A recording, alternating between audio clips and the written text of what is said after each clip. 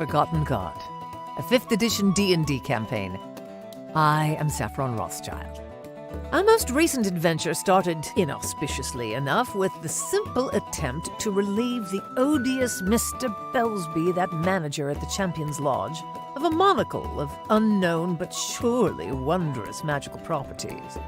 It required a little more force of the knocky, downy sort than I might have liked, but Belsby had it coming. He unfortunately noticed the loss of his monocle instantly, and suspected Rain of the theft, simply because she'd been standing nearby and had helped to create the diversion we used to steal it. Honestly, the gall of that man.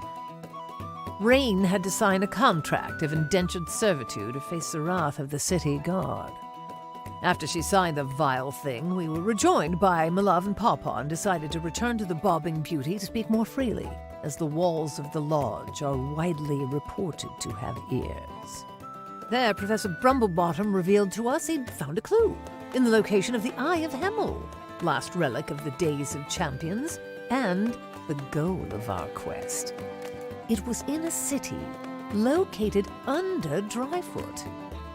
Rain set off to begin her first shift as waitress and general dog's body at the Champion's Lodge, while Malav, Twig, and I went for a drink at the more congenial, albeit haphazardously low-ceilinged, Half Inn. Pawpaw joined us later, equipped with separate arrangements to inspect the basements of both a local artifact curator and the Crypt of Champions for a way into the Undercity. I do not know what this day will bring, but I fear it will smell absolutely villainous and require high boots and torches.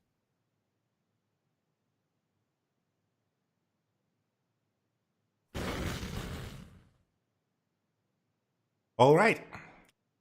Welcome to the 6th chapter of the Forgotten God campaign. This one entitled Crypt Keepers. Let's see if the title will match the content.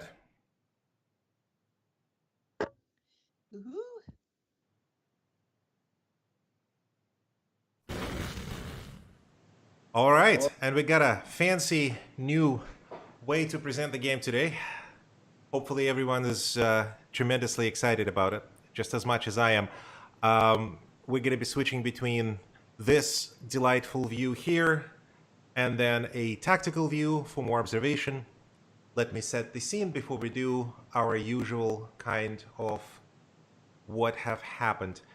Not everyone else is in the possession of their characters. That would be the Baroness. Yes, waiting to reconnect. The connection was lost.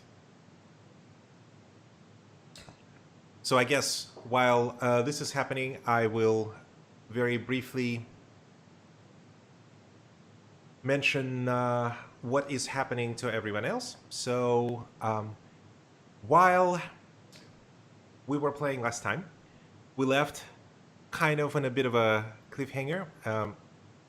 And the only thing that happened in between now and then is that Captain Malav have been dodging in and out, trying to help everybody collect the intel, as it were, and trying to figure out where everyone is and what everyone is doing and how is the information disseminated in the city.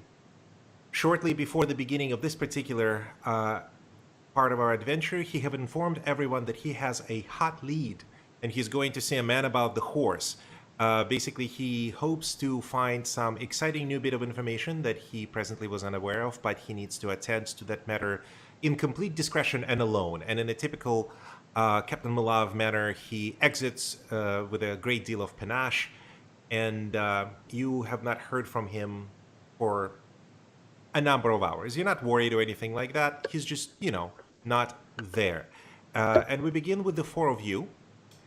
I am not certain at this point where you are. I would assume that some time have passed and you have slept, and it is the beginning of the brand new day in Dryfoot City, which means that everybody should have their spell slots back and everybody should have all of their HP restored. I didn't sleep. I was working all night.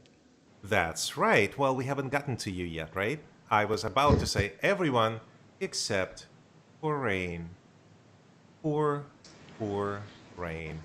But, you know, that's just how things are. And so, with that, I would like to find out what is everyone doing. We will begin, I believe, today with Twig, because we never have started with Twig before. And going from that, and we will eventually get to DB and everybody else. So Twig is excited about adventure and getting to some action or some chances to prove himself.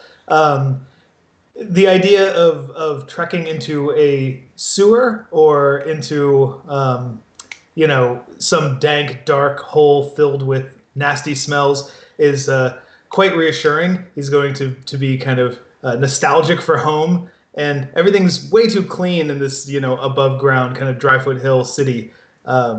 So he would probably be getting equipment ready for kind of like spelunking, like getting some lanterns and ropes ready, and generally sort of like walking around the inn and sort of asking people that look like seasoned halfling adventurers if they have any cool stories about sewer rats or any kind of like adventures under a city that could get him excited and maybe get some tips. All right. What is Pawpaw doing? Pawpaw's resting as he knows he's got an evening's adventure ahead of him where he plumbs a kobold's dark, wet crevice.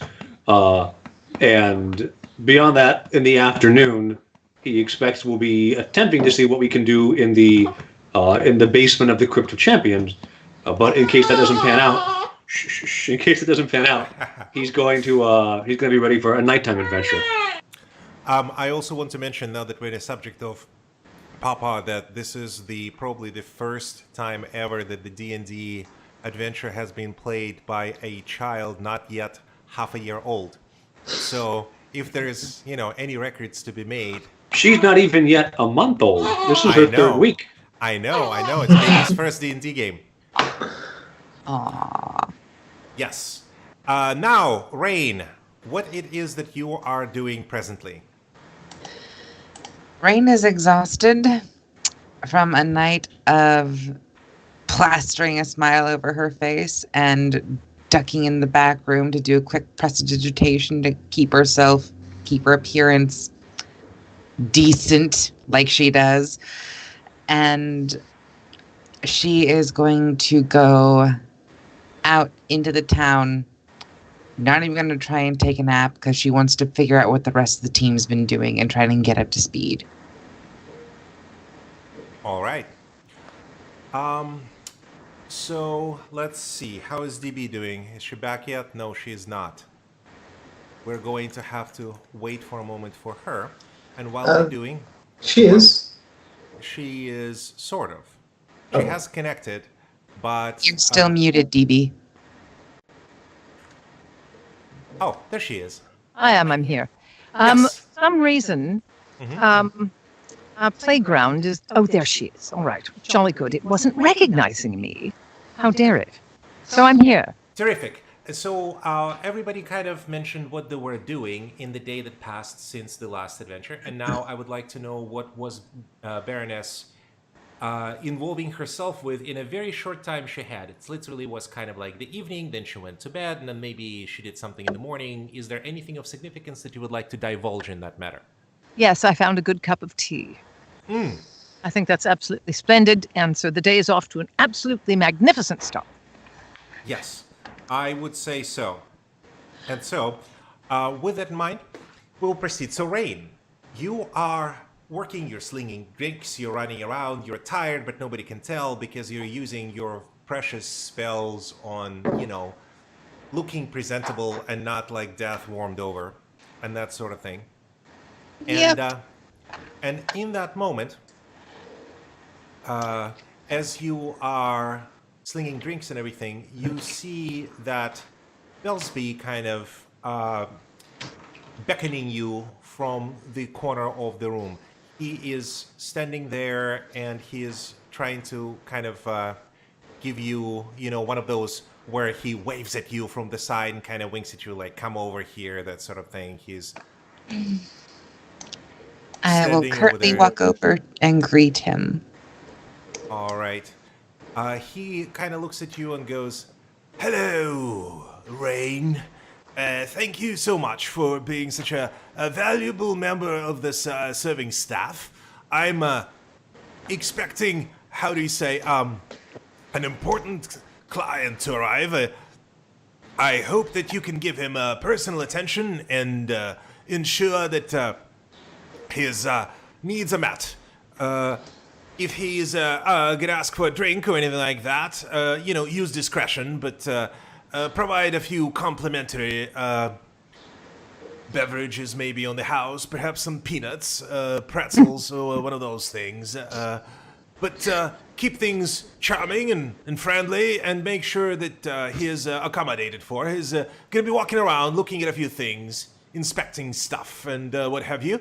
I expect your utmost hospitality display here, my dear. If you will do the best job here, I guarantee you that you are going to have a bit of a raise from me tonight. One night only, but this is important. And he kind of, I got things to do, and he goes off and walks off in the deal. Rain just interpreted that as she is supposed to sleep with this guy. Well, Rain can think what Rain does. And so, Rain, you do walk around and nothing really happens. You don't see a lot of guests coming in the morning. People that have been drinking all night are kind of picking themselves up. This is a high-class establishment, but, you see some bedraggled strangers kind of coming in and going out. And at about... what would be a good time for this? Let's say at approximately like 8-ish in the morning, you hear the doors open wide and someone walks in, and you immediately look in, and he got this air of importance, but he stands maybe like 2 feet off the ground, right? And as he's coming in, he looks around and goes, excuse me, it is of great importance that I speak with the proprietor of this establishment, Mr. Belsby, please. And he looks at all of you. He looks exactly this way. He is this tiny little goblin, and he's got a huge magnifying glass, a fedora, kind of a sort of trench coat, and everybody looks at him kind of odd. The bellhops don't really know what to make of him. The patrons are kind of giving him this sort of a stink eye because he's a goblin and he is there, and he makes a beeline to the middle of the room, and he stands there and goes, ladies and gentlemen, there is no need for alarm. I will be making my rounds and doing inspection. Meanwhile, I would like to speak with the proprietor or anybody who can resemble any degree of authority in this establishment, please. And he looks inquisitively. He scans around the room until his gaze finally fixates on Rain, and he kind of looks at you for a little while. I walk over and greet him. You seem to... oh boy. You to see Mr. Besby? He takes out... he digs through the folds of his jacket, and he picks out this somewhat comically large for him card, and he hands it to you, right? And he goes, Bob Goblin, EPD, at your service, madam. Here to speak with the proprietor of the establishment. May I ask in what regard is this investigation? Well, I must say I have some business with the proprietor of the establishment. As you understand, in my line of business, it is incredibly important to be discreet and professional and also sometimes affordable. As such, I would like to speak with the proprietor post haste. After all, he have engaged my services. Well, I gesture over to Belsby's office. Perhaps if you gave a knock, he would answer. He looks at you and kind of sizes the door and goes, Very well. By the way, don't leave town. We'll speak later. and he tips his hat to you and knocks on the door. After a while, Billsby opens. He comes in. There's some muffled conversation.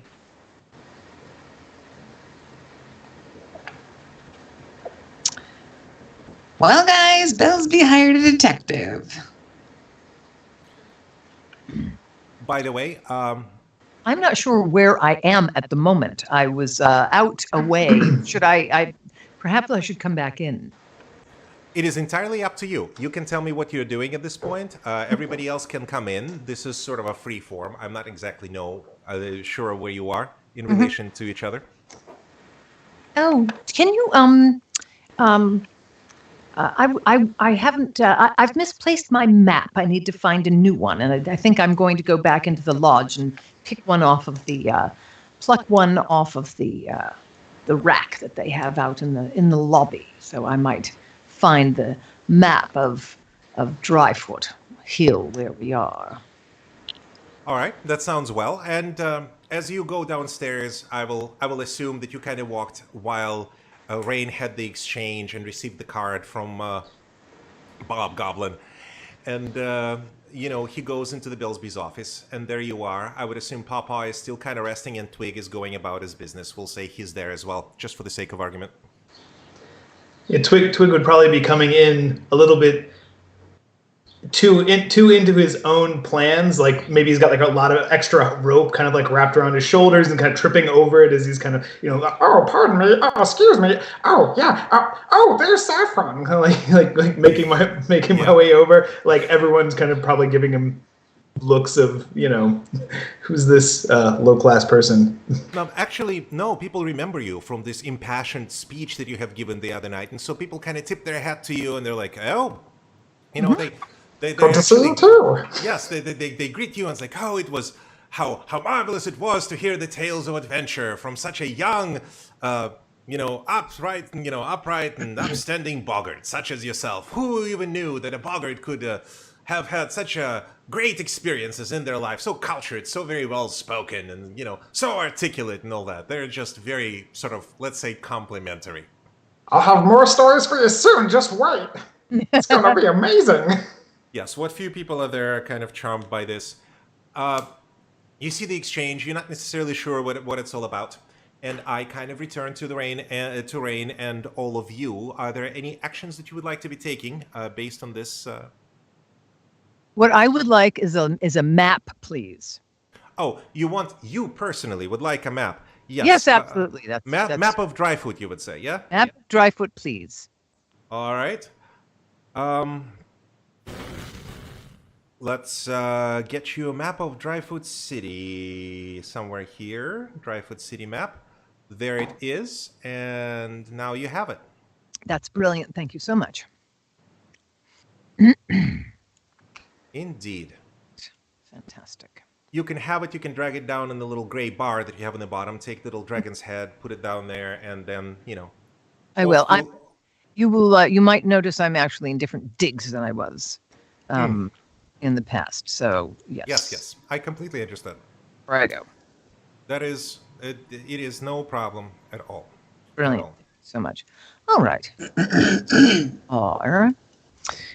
I think that we really ought to reconnoiter a little bit and figure out what we're going to do today, and figure out when Rain must work, and make plans. But I certainly don't want to do it here. We need to find a place where we can, speak freely. Yeah, Rain is just looking over at you guys and making eyes at you and mouthing the words, "Help me." Papa did give you guys a rather, firm set of suggestions for what to be doing today last night. We need some of us need to be reminded. That suggestion was 2 weeks ago. It's been 2 weeks. That's fair enough. All right. I will let you talk amongst yourselves real quick. I'll be right back. Hold on a moment. I can see I'm not the only one who has children issues. So what Papa had said was he had been to and gotten approval from the head of the Order of the Soggy Foot, whatever the name is, that he was going to get us exclusive access into the Crypt of Champions unattended. And we will have to see if we can figure out some way to get to the Undercity from there. If that fails, tonight we're going to go to the Crystal Curio place. I've got the map open here. Crystallarium. Crystallarium. And there's our other way to try and get the Undercity by exploring the cavernous depths of, the Kobold's Wet Crevice. So, Right. So part of this is today. I had the Yes. mistaken notion that all of it had to take place tonight. That's why. No. I had figured we now have 2 shots at getting into the Undercity, and if one fails, having the other one not be at the same time seems like that might be worthwhile. I think that's absolutely brilliant. So, meanwhile, our Firefly is getting ready with all manner of yards and yards and yards and yards and yards of rope. So much rope. We need it all. And lanterns and a compass and. Well, you are a scout. Tunnels underground somewhere. You are a scout after all. All right. I think that we need to. Now, when does Rain have to work today? I Tonight. have no idea. She works every night from 8 a.m. to 8 p.m. 8 p.m. to 8 a.m. I believe is her shift. All right, jolly good. Then let's exit the Champions Lodge so we can speak freely.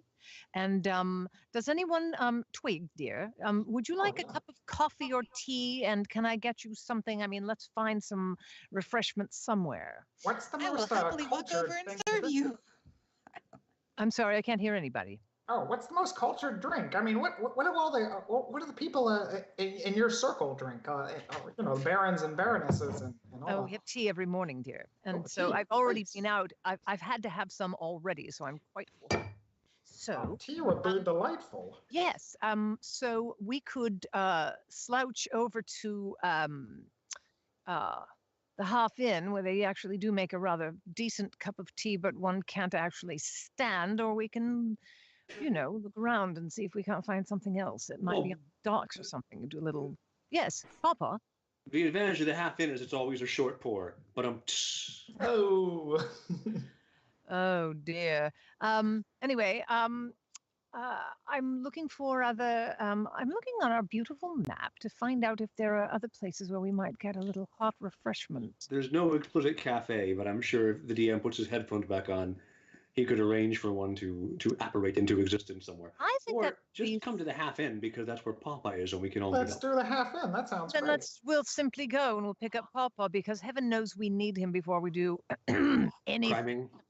Crime. kind of thing, since everything seems to have some element of criming in it. I Only have to when work on my Papa's involved. spots. It's good. Well, too. we It's good tried to do stuff. some criming without Pawpaw being involved, and you saw how that turned out. So we're not, Yes, you sold one of your people into indentured servitude. well, so we're not going to Yeah. be doing that Can't again. do that again. Yes. So, and anyway, I want to get away from that loathsome Bob Goblin EPD. I didn't want him to start looking around for things that are none of his. Yeah, he seems a little Yeah. inquisitive. Yes, well, I don't want him asking about monocles and the like. So let's go over to the Half Inn and let us get ourselves some. Rain, I shall purchase whatever you like for you. And Twig, I shall show you how people in my family have tea. How about that? Pinky out, right? Oh, always? absolutely. Always, always. No, dear, not ever. But anyway, you may if you like. Your pinky At is the end of my particularly shift. long and slender and quite beautiful. So let's go pick up Papa, I say. Okay. At the end of my shift, I'm just gonna go up to my room and change back in my regular performing attire. Okay, so Alright, you're going to be cool, wearing cool. your performing attire over at the Half Inn? Oh well, yeah, it's just the thing I've been wearing the entire time. Mm. Because sorcerers, fun fact, can't wear armor. Loose and flowing for all of your somatic and gestural components. So are you not off duty yet? I'm thinking that you're off duty. So you're I have no idea. I think it ends at 8 in the morning, so we're kind of you're free for the day. past 8. Yeah. Yeah. Bob Yeah. Hobgoblin showed up at 8 or whatever his name Yeah. is. Bob Goblin. So he's done. Now it's your off shift. You can go change into your usual beautiful self, and then resume your day's travel. Although I assume you've only got a day or two of this burning your candle at both ends before you just collapse into a pile of puddle. A pile yeah. A puddle of Puddle goo. of pile, I think. Yeah. A puddle of rain. Yeah. Oh, terrible. Man, I'm mad that wasn't mine. All right. All right. So here we are. All the crises have been averted, and everything is where it's supposed to be. There were some difficulties. Difficulties are changed. I'm sure you have schemed and plotted and can see through all of my cunning preparations and everything like that. You know what we've done? We're on our way to get a cup of tea. That's what we've done. Yes, it's very. So, very so you walked away? Yes, we're going to we're the at half the inn. half inn. We're going to go pick up Pawpaw, without whom we do no criming. Okay. So you're gonna go to Half Inn? Yes. Terrific. And are you stopping anywhere on the way? You're just kind of going all the way through? Yeah, Well, just they're heading straight there. It is right It's there. very close. Yeah, it's like. Yeah. next So we're block. not stopping. We're not stopping at Rituels or anything. Well, they're not even open yet. They don't open till 11. So Yes. at 6, we're going over to Half Inn. We're having coffee and tea, and we're meeting up with Pawpaw and going to plan our hijinks for the day, because some of us might need some boots. Rain, do you have any appropriate footgear for, going? I motion down at my sandals. I'm like, I can levitate, but that's pretty much it. Hmm. And I just lift a few feet off the ground. All But I right. can only do it temporarily. Righto. Would you like some boots then? Oh boy. Oh, All right. natural So 20. So as you're walking by, Baroness, you Yes. look to your left, and in a space where you haven't really noticed before, there is a quaint little shop. It's kind of squeezed between two taller buildings, and you see it as a small cottage with sturdy wooden beams and colorful patchwork slate roof. The bay window is divided into small frames that glow invitingly. You can see a scattering of round lace-covered tables inside, topped with delicate china vases, each holding a pink carnation. Beyond, you can see wooden shelves glittering with trinkets, and above it, there's a little sign that states plainly, tea and trinkets like this. That's for us. 100%. But we must go get Pawpaw first. I mean, tea and trinkets is basically Baroness crack. Well, it is, after all. But we need to go get you so you can join us there. So I'm going to Indeed. dispatch Twig, dear. Yeah, I'll get him right away. Would you And- please, yes, make quick like a bunny, go over to the half inn and tell our beloved Pawpaw that we're going to be having tea at Tea and Trinkets. And oh boy, I haven't Probably. seen this place before. I'm absolutely captivated. To save my back, I probably would just send my fireflies into the half inn to like Mhm. get Pawpaw's attention, and communicate with his I'll go into the fireflies. shop with the Baroness to make sure she doesn't spend too much gold. I'm just looking, All right. Well, I'm eager to see what we have inside. So do we have so we go into the Tea and Trinkets. You go into the tea and trinkets, just like that. Okay, sure. Yes. Absolutely. All right. And Never I will leave you right there at the tea and trinkets just momentarily, so that we can do this thing where Twig, he is running through, and he's very, he's in his typical manner. He's just eager to please, and he runs off, and he runs straight into Half Inn, and kind of like hits his head on one of the chandeliers and trips over himself and everything, and basically practically runs into Hebby, the proprietor of Tea and Trinkets, who kind of looks at him, and she is all sort of flustered a little bit, and she's like, Oh dear, didn't even see you there. Are you? Oh, Twig, that is you. Are you looking for someone? Is everything okay?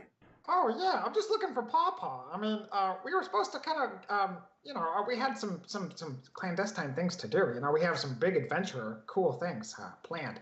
He was gonna, have a secret meeting. We have a handshake and everything. It's really exciting. Do you know where Pawpaw is? In short, not impugning your height. I mean, sorry. I know I'm tall and you're short, but I just realized we sent the 6-foot tall person to the 4-foot tall building. Right, but he also did say he was going to send in his fireflies to get Pop. True. Although I imagine maybe they didn't find him, and so I had to go in and Yes, locate so it myself. right, Probably but walking he's- half bent over, Rain, you he know. is the quickest of us, so I thought it would be the greatest dispatch. Because there you have he the is. longest legs. It's all. And none of you are there. So, No. as we discussed before, peanut gallery hush. So, there's Twig, and Hebby is kind of studying. She goes, Oh, Popeye's just right over there. He's kind of napping a little bit. I hope he's not dead, really, because he haven't moved in like, I don't know, 2 hours. He drank a bottle of this stuff that he keeps carrying around, and oh my, he just feels so very strong. And then he kind of passed out, and there he is. and right as That's you are, closer. He's probably got a headache. and right as you are like about to make an about turn and go like pick up Pawpaw from the big velveteen armchair that he is sitting with his head propped up and his head kind of slumped over with his, biting in a blade of grass kind of situation with his sort of half strumming in his banjo. Habby kind of pulls on your arm and goes, Oh, Twig, if you can do me a favor, the gentleman came earlier today asking, I think he got the wrong address. He was a mail messenger, and he brought this package, and she has this wrapped package, which is neatly wrapped in brown paper with a very fine twine and everything like that. And on it, it says the addressant. You notice immediately in exquisite handwriting in purple ink. It says Rain Sea Spray, and it smells really nice. Oh, it's rain. I love the mail. I would like start opening it up, like just right there, and like throwing paper behind me, and then You're opening my mail? yeah. Oh my. No, I thought it was from her to me. Oh no. Hebby looks at you and goes, Oh my, this isn't really for you, Oh, but I'm sorry. I suppose since you're friends, I mean, she goes, oh no, I'm fresh out of tape, but I paid for postage. It's okay. I'll cover it. You've been so kind to me, and your patronage has been exceptional. But I believe he was trying to find her the Champions Inn, but it's strange. He made a mistake and came here. I don't really know what the deal is. Everybody knows where Champions Inn is. It's our place that gets forgotten. But, well, nevertheless, here you are, and there's Papa, and I got to wash up before we open up for lunch, so... I'll just pretend like and it she didn't walks come off. with this paper on the outside. Paw, we gotta go. Wait. Meanwhile, inside there is a very nice envelope. It is a letter, quite clearly. It is sealed with a red waxen seal. It still says in exquisite letter writing, like, to Rain Sea Spray from an adoring fan. Do you open it? Do you not? I mean, I opened the packaging, like, and my curiosity would lead me to definitely like look through it surreptitiously, but I wouldn't want to. I wouldn't try to keep it together, but I'd be curious, like awful adoring good, awful Benedict. good. You break the smells seal, good. it's pretty obvious. I wouldn't break the seal. I would just, I would examine the outside of it, but I would definitely not want to like go through her mail. It was an accident, so I'm going to pretend like it was damaged in transit, Oh, these mail people, they just don't know what they're doing. Oh shit. All right. And so, one moment, move stuff around. Yeah, as you fumble through the letter, you crack the seal, Oh, and it kind of, and the thing flies open, and this ornate sort of neatly written letter kind of keeps poking out from underneath it. oh, I would feel so guilty at this point. I can't look at it. I must be good. I would like put it in my pocket, and like just try to like find the seal, and like heat it over a candle to try to stick it back on, but it would probably just completely melt, and oh no, like just one thing after another, just completely destroying everything. Yeah. Well, I mean, you sealed it back. It is quite obvious that it's been opened before. That it's been opened before. And with that, you see Papa over there. He's kind of coming to. He's not as drunk as he appears to be. He has this uncanny ability of appearing unavailable. It's a great skill. But Papa, now you see Twig sort of marching towards you. Howdy there, Twig. What are you? Why are you trying to light a letter on fire? And more importantly, why are you failing at it? Oh, I mean, like the mail people brought it, and Oh, I can't lie. I thought it was to me, and I opened it, and then I got curious about the letter, and then I tried to open that, and then it got worse and worse. Now I don't know what to do. So she's gonna be so mad. I kind of wonder, isn't it a federal offense to tamper with the mail? Let me take a quick look at that letter. I just like shove all of it like into his lap. So like some time ago, Papa, this letter was pristine, but now it was like, it has Twig's gummy fingerprints all over it, because Bogarts have this property of being a little moist all the time. And the seal was clearly cracked and then sealed just horribly. And it says on top of it in very neat purple handwriting, it says, "To rain sea spray from adoring fan."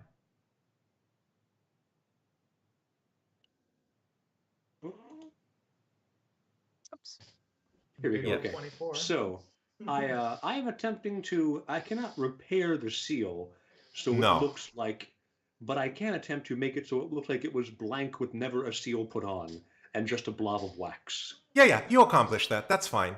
It's better sealed now. It can pass for no mail tampering at the moment. I'm going to do this surreptitiously. I'm going to do it openly. Sorry, and then say to Twig here now. You do understand I'm doing this so that you don't get in trouble with Rain. You owe me one. And, of course. I owe you like 1,000. Now let's see. What did you do to the packaging? I assume the packaging is just foobarred and unrepairable. It's like on the ground. Like it's probably stuck to my shoe, Yeah, the packaging have been, you dropped it. It was a nice brown paper packaging with the name written on it like a parcel, and with, but the twig is, the twine is broken and it's on the floor now. It lives there now. That's where its home is. Fine. That's perfectly fine. I'm going to pick it up and hastily kind of wrap the letter in this, because the kind of griminess of the wrapping now will cover up sticky fingers from a boggart manhandling this. Yeah. You managed to do it, and they're always good enough where you actually managed to do it so it wouldn't stick to the wax or anything like that. None of those silly business dealings. And so, anyway, yeah, I feel like you've done this before. Now I would say I'm insulted, but that's a little bit true. So instead, let's just go with, why are you here? I was gonna pick you up. We were gonna go to the Crypt and try to get in the Tier of Hemel. It's like under. Oh, I probably shouldn't be saying that out loud. But Okay, we're going underground. That's all true, but where's everybody else? Oh, they're having tea. I was supposed to get you in. We were gonna go have tea together, like noble people, Where are we gonna go have tea together? Oh, tea and trinkets, right down the street. I know that. I've been there. No, you haven't. You have never heard of it in your life. But would never admit. I know, but just for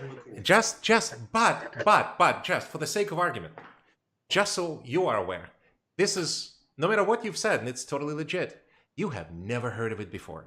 You've been to Dryfoot City on several occasions, and you've been around all the time. And Dryfoot City isn't the kind of place where things just get built. There is no space in Dryfoot Hill. People are living on top of each other. There is like a zoning, like the Dutch. They can only build up. They can't build wide. I sense a You trap. made it quite clear. This is a special little magic shop that if we don't enter now, we never will again. I'm aware of that. Papa, rather unconvincingly, it's like, oh, yeah, I've been there. No, sure, just lead the way. Oh, well, I mean, if you've been there before, why would you need me to lead the way? Anyway, let's go. Come on, I'll show you. And all right.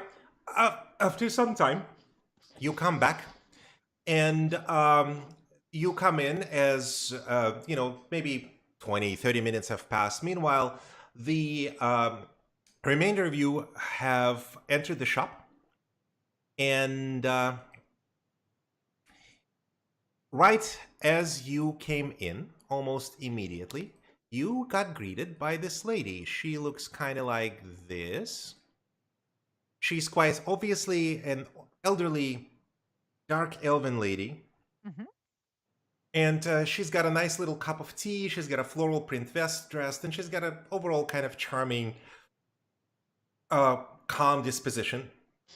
In 5th Ed, are dark elves as widely reviled as they are in previous editions? To your knowledge, dark elves are rare, and most of them live in Labyrinth, the city of doors, which is fuck all where somewhere. You don't know. Not Okay, a so- lot of them. Not a lot of them come topside.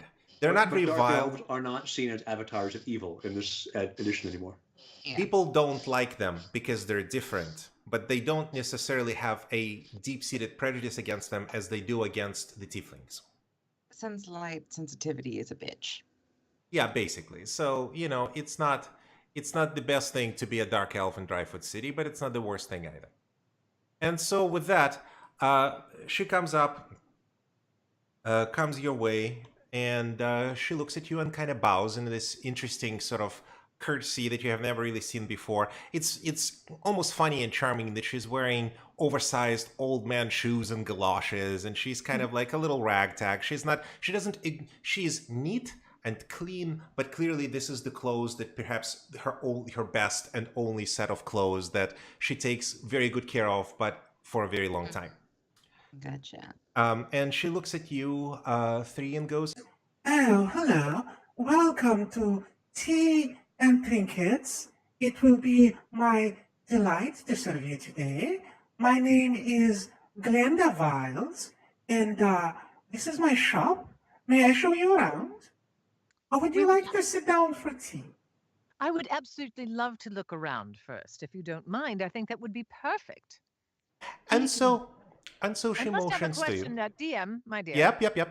You said you three, and I don't know who you mean because it's just Rain and me, I believe.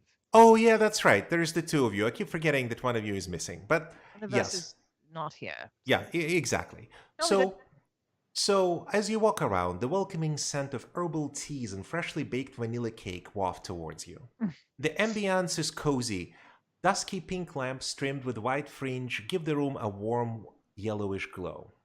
In the front, you see an assortment of tables laid out, with one or two customers drinking tea, reading books, or chatting amicably. At the back of the shop, there are tall wooden shelves packed with all manner of objects, antiques, and curios. In the center of the room is a circular countertop covered in doilies and cake stands presenting delicate pastries and desserts underneath clear glass domes. I'm hungry now. So she points to the little dessert thing and goes, I'd like to offer you, if you're interested, we do serve teas and dessert. Today we serve an assortment of teas, including Boggart's Ear, mint and cheese, ogre's dream, oolong, the usual assortment. And on the cake side, we have turtle brownies, hilltop cupcakes, lace biscuits, lemon and swamp seed millefeuille, and honey halva. Oh, my goodness. Twig is going to love it here. she kind of motions you to follow behind, and she comes to the back shelf where you see all the things, and she goes, Oh, and this is the specialty of our shop, is how you say, lost and found. People bring things to me, or sometimes I acquire them, and they bring the place with good people to take care of them. Various heirlooms and curios, and some special, some not, some just trinkets, you see. But some people like to decorate their house, and we like to find a good home for them. Of course. If you're interested in anything in particular, I will be very happy to go more in detail about what you see. and as she mentions, you see that on this big shelf around you, there's a big box of incense, which there is a little sign in front says "Special incense, not for sale." Mm-hmm.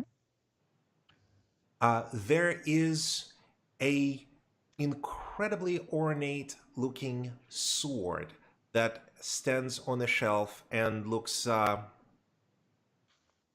very precariously dangerous. You really don't know exactly what it is all about, but let me see here.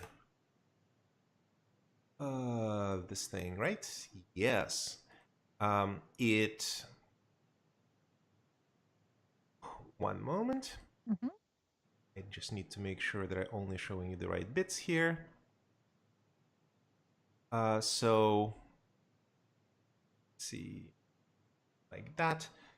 The blade, the sword itself is sort of black, and it goes from a tip that is almost purple black all the way to the gold towards the back of the hilt.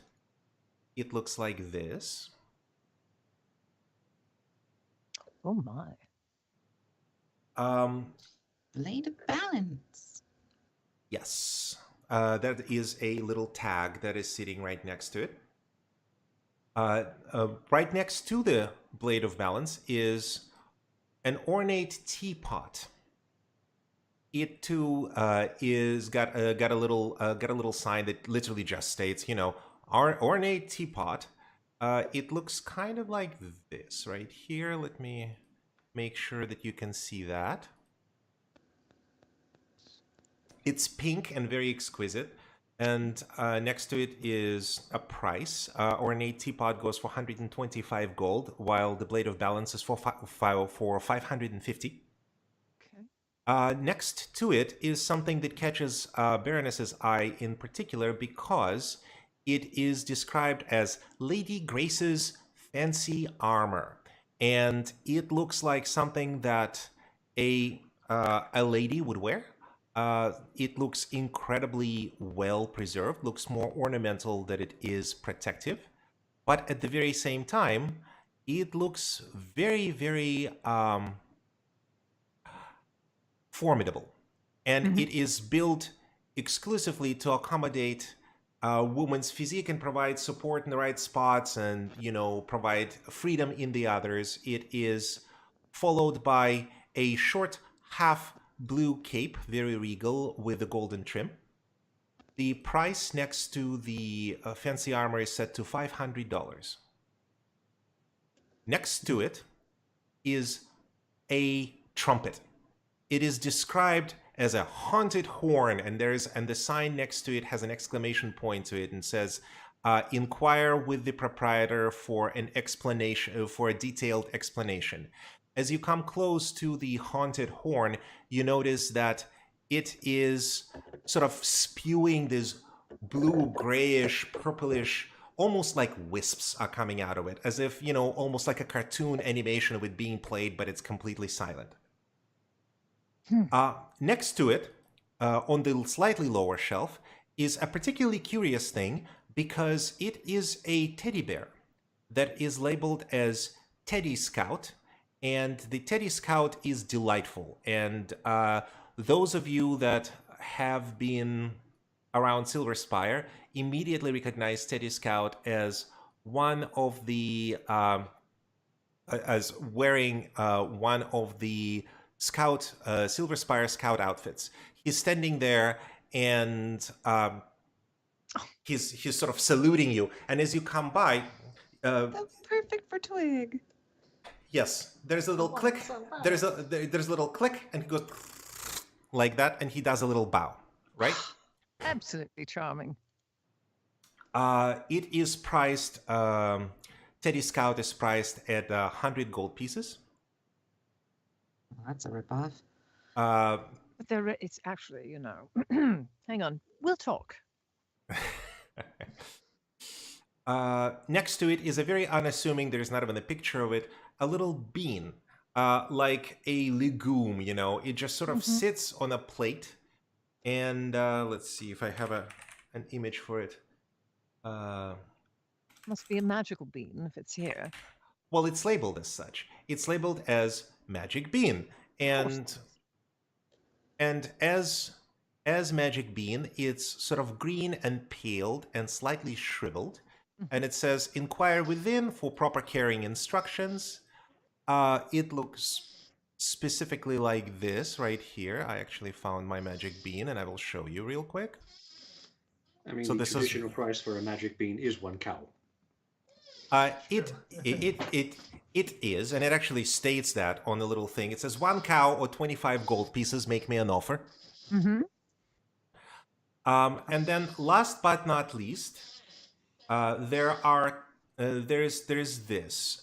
It is a pair of incredibly shiny, translucent, crystalline glass slippers that are labeled as Goodies 2 Shoes. They are perched upon a very delicate velveteen pink pillow with yellow tassels, and it looks just absolutely precious. It looks very expensive. It looks very posh, very proper, and somewhat uncomfortable to walk in. There it is. And then this is all in the lower shelf. And below it, last but most certainly not least, there's a really, really large trunk. The label next to it stays simply trunk of stairs.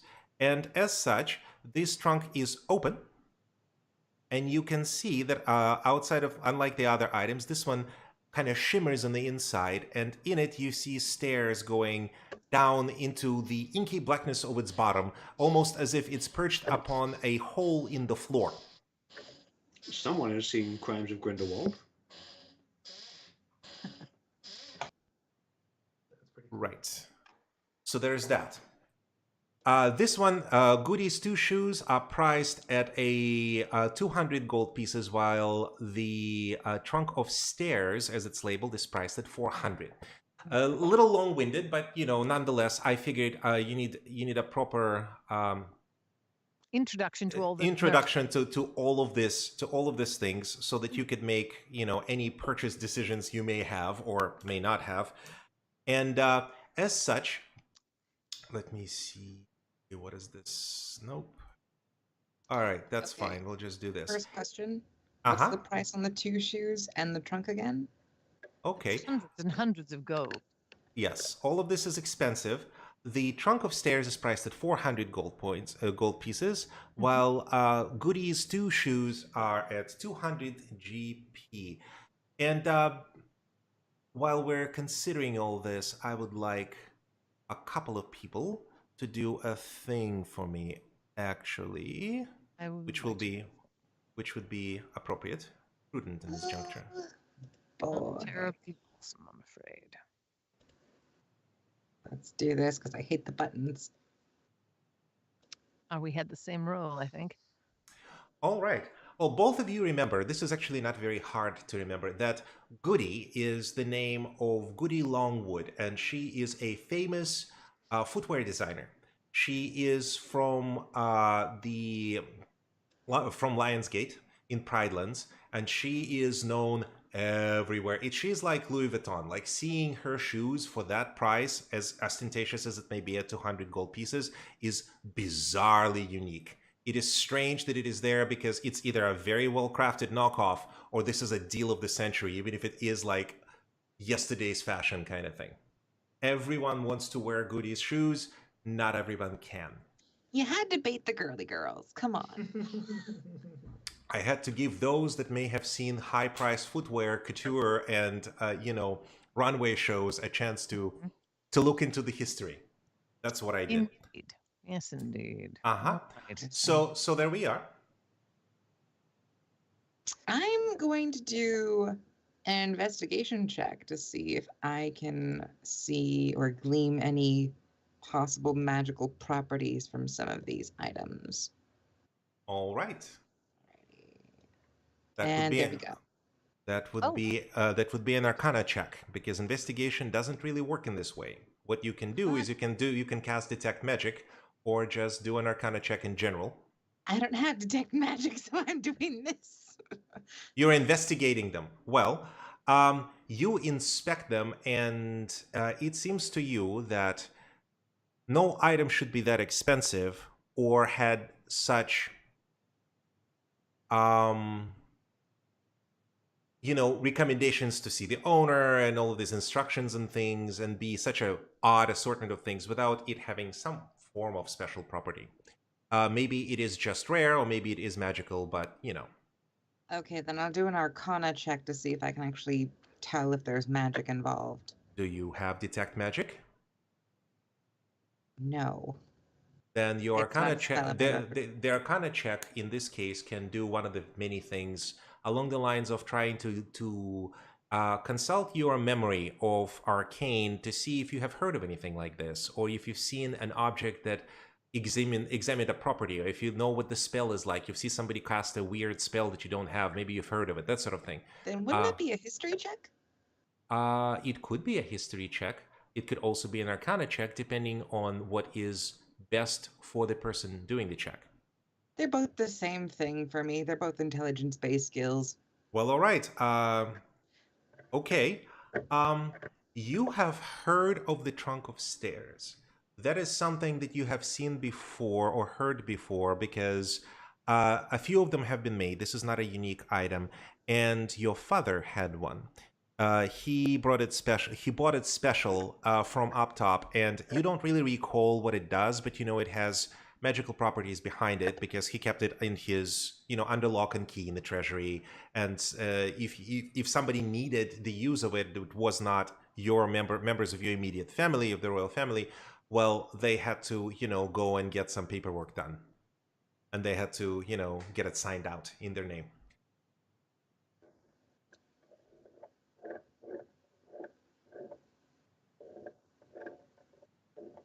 So there you go. That's all you can find out. And now I'm going to give everybody else the opportunity to react to this. Okay, I know what I should like to do.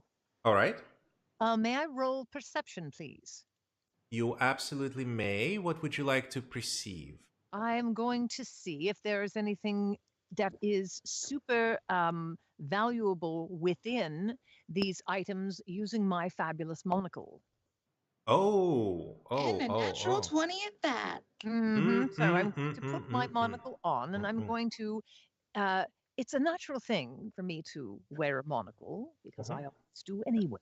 So I'm going to take this golden monocle out of my pocket and put it on, and I'm going to look across all of these magnificent things to see if there is any hidden, to see if there are any hidden treasures in here that would actually increase the value of the things that we are looking at. And basically everything lights up, because everything is very, very expensive. The dullest of all is the magic bean, and the brightest of all is the blade of balance. Everything looks expensive, valuable, and otherwise fancy. Armor glows. You are in front of a lot of expensive and valuable things. Okay, so they are what they are, basically, then.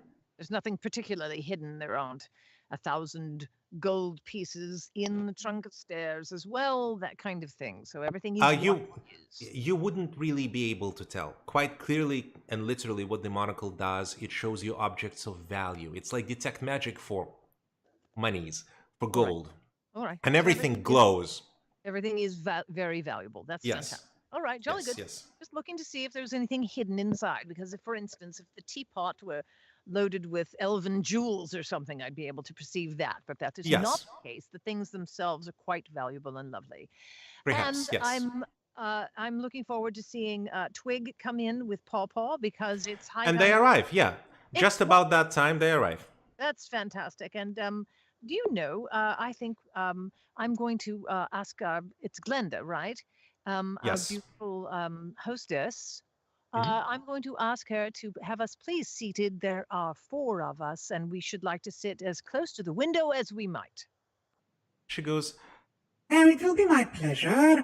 Please follow me down here. And she motions you and puts you right in the table, exactly where you would like to sit, right next to a window. You see the street outside. The weather is lovely. She looks at you, Baroness Saffron, specifically and says, my dear, is there anything that I can bring you? Tea, perhaps? Some cakes? I'm quite interested in that lemon cake that you mentioned, and so I should like a splendid slice of that, and your strongest tea that you have. I think, what is the closest thing you have to Earl Grey? For that, I may recommend zesty lemon or chamomile. Yes, the chamomile thing. That sounds absolutely splendid, and I should like that. So she immediately produces a little bag of tea that she gently deposits on the table right next to you. And you notice that it is lovely and sort of homemade, homespun kind of arrangement deal type thing. It looks kind of like this. Here we go. She brings you a little pot and cups and a slice of lemon cake. Perfect. Yes. All right. Combined with hot water. Interesting. So you get 1 tea if you buy a teapot. That's kind of fantastic. Well, she puts it in the bag is fairly large. It's got loose leaf tea in it, and it begins to steep. Mm-hmm. All right. Well, that's tea all round then. Yes, indeed. Is it a pot big enough for all of us? Because we're Yes, all... absolutely. There's plenty of tea for everybody. All right. That's very good. Oh, this bag kind of keeps all the chunks out of the water. Yes, I kind of it's like got- chunky water. Well, this will be different then. And so we need to just wait a few minutes, and then I'll be mother, and I will pour your tea. Oh, that'd be wonderful.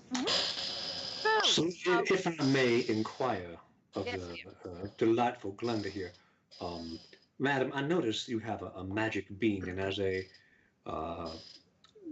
purveyor in the occasional rare fine good myself, I am curious as to the properties of this magic bean you have available for sale. She looks at you and smiles, and she goes, Oh, certainly. I will be delighted to tell you about the bean. The bean is one of my more favorite items, and it has provided a great degree of joy to me over the years. However, I will be absolutely delighted to finally find it a good home. It is, how you say, a small wonder, but definitely something to consider about. What I would do if I were to have the bean, I would to plant it in some soil and make sure that there is plenty of space to grow. And I would water it and see what comes out. Oh, I do declare, ma'am, that is a fantastic magic bean, and I would love to purchase such a high quality magic item. But I was also I have a bit of curiosity about the Teddy Scout. Could you tell me a bit about what that is? Oh, it's a Teddy Scout. My mom made me one of those when I was a kid. I mean, it wasn't that nice, but she made it out of like rags and an old skin. But oh, that looks so cool! It moves. And like Twig would be over, like up off the table, kind of probably hit the table and spill a little bit of tea, like looking at it. All right, great. Reynold has to shape water in midair and put the tea back in the cup. All right. So she kind of looks at you and points at the teddy bear and goes, Oh, this is a delightful, delightful toy. It is for smaller children, yes, but where is the traditional Spy Scout outfit? Very, very popular a few years back during the big jamboree. So this toy, it moves and speaks some simple phrases in common, and it does it with a little twist of a key, and it is excellent for exploring small places or as a lookout. And not just a toy, it will actually perform some small tasks as such. Oh, it's like my little buddy. I could like send him into he could tell me if there's monsters on the other side. Oh, this is. And so now, if I were interested in buying the magic bean and the Teddy Scout, what's the combined price for the two of these wonderful items? She looks at you and goes, Well, the magic bean goes for approximately 25 gold pieces, while the Teddy Scout is a bit of a collector's item. I could probably let it go for about 100. Oh, I Well, don't now- have time. Now, I would note, I do apologize. I'm always accustomed to having my agent announce it before I go someplace. I'm Papa Farley. You've probably heard of me. Don't worry, you don't have to clap. But I would be happy to, upon purchasing such wondrous item from Tea and Trinkets, give a, where is persuasion? There we go. Give a rousing testimonial and explain how fantastic your inventory and your tea is. Surely bringing business to you would be worth something in exchange if you could just see a way to come down a little on that price, because I find that's too dear for a boggart of my means. she looks and stares somewhere above you and beyond into the wall where her trinkets are, and she strokes her pointy chin, and she kind of runs her hand through the hair, and she kind of smiles and goes, Well, I was trying to find a good home for the Teddy Scout for quite some time. Perhaps I could, how is this? And she kind of looks at you and goes, if you take the Teddy Scout, you can have the bin. Oh my. Done. It was a pleasure doing business with you, madam. Papa does reach into his pouch, pulls out another pouch, which is lilac, and like has a label on it which you can't really read. And then out of that counts out 100 gold pieces, and you see there's still a good chunk left in the pouch. Puts it back in his other pouch, and then hands it over to the proprietress and says, and now I will be sure any other gigs I play here in Dropwood for the duration of the week, I shall be happy to send business your way if you'd like. She smiles and nods. And goes, oh, thank you so much. Should I wrap this up? Please, I would appreciate it. She walks into the bag and she brings out a little paper tote bag, and she takes some fine parchment with little tiny teacups imprinted on it, and a little bit of some of that paper that is cut into thin little strips to pack it up with, and she very neatly wraps all of this up. She takes the bean, puts it in a tiny little box, little wax covered paper box, and she puts it in a bag, and she brings it to you along with a little tray on which there is a receipt for tea and trinkets, and you take it, and on it is written, the date of purchase and all the other stuff, and that you purchased it at Tea and Trinkets. On it, there's in fine print on the bottom, there says no refunds, returns, or exchanges. All sales are final. Okay. I can't figure out how to add these two items to my inventory. Oh, that's because I haven't given them to you. See. Okay. But in a mere moment, you will have both of them. So. You will at the very least have the Teddy Scout, which is now in your inventory. And the magic bean, you'll just have to trust me that you have, because I have not made a parcel for it. But there it is nonetheless, and magic bean. And here is the actual card, so you will remember what the heck it is even. There you go. Now you have both of those things. That's wonderful. Very well. Yes. Yes. Glenda kind of looks at all of you and goes, Will be anything else, my dears? Should I tell you about any other of the wonderful merchandise? More tea, cakes? We have all sorts. I should like to find out the story of that the suit of ladies' armor, if you don't mind telling me the story. I don't know that I would actually be able to purchase it today, but I should find out who Lady Grace was and how it came to be that such a fine piece of armament is here, because it is quite lovely. She comes up and walks a little bit, takes a couple of steps, and takes a long gaze at the armor.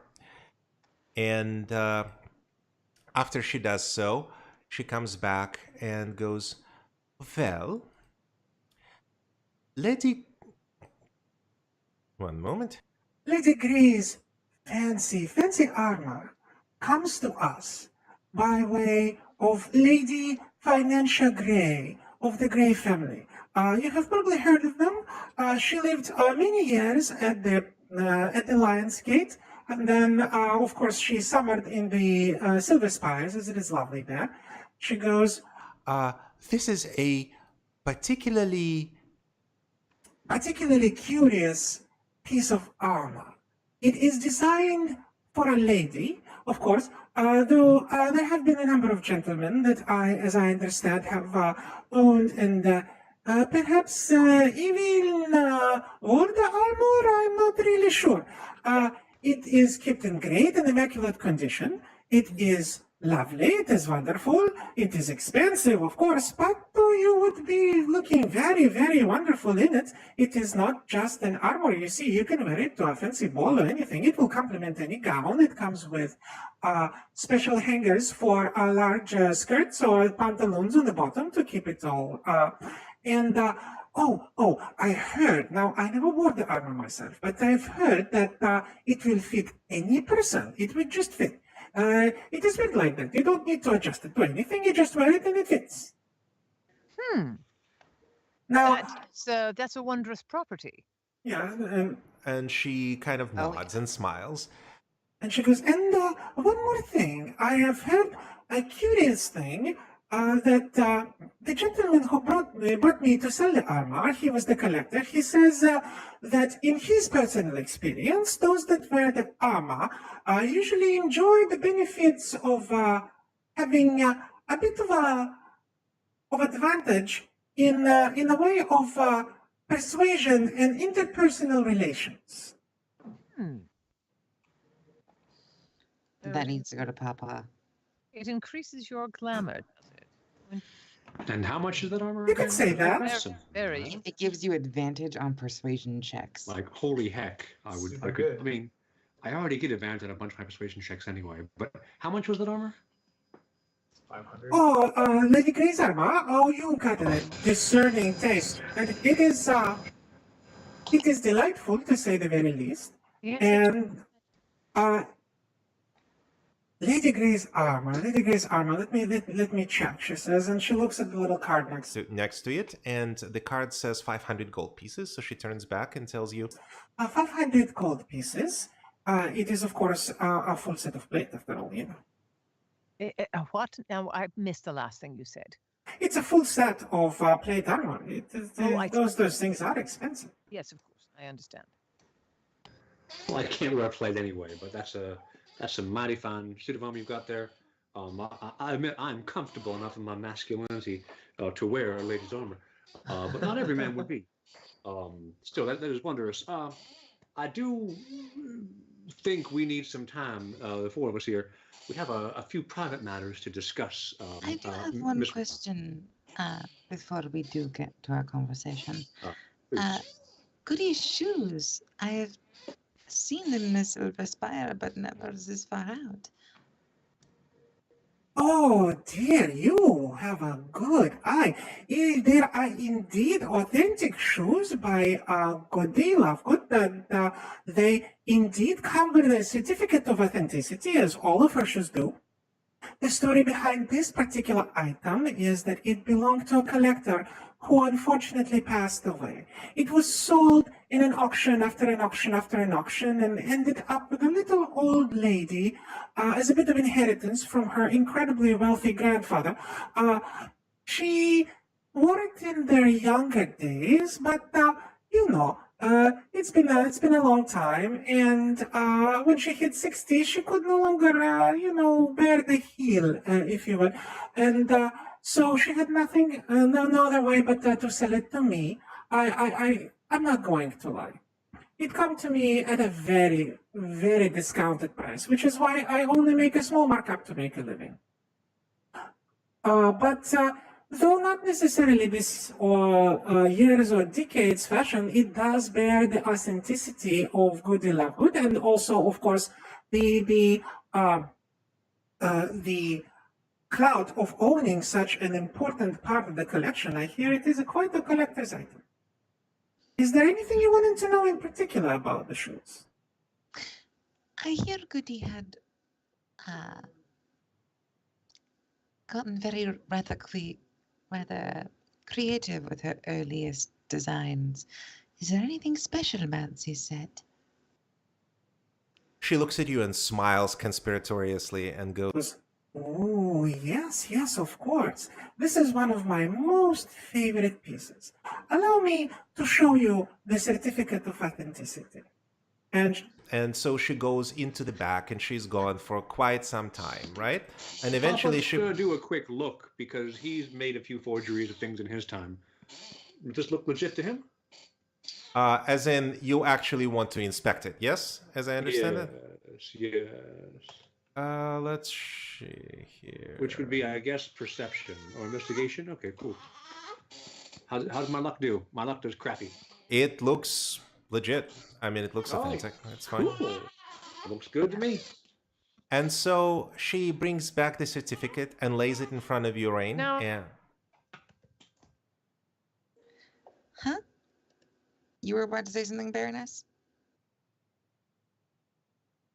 Deebs? I think she's frozen.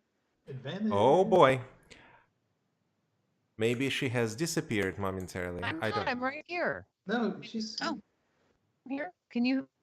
All We right, can we hear have. you, but I your can hear camera's you. frozen, dear. Oh, there you are. Oh, Indeed.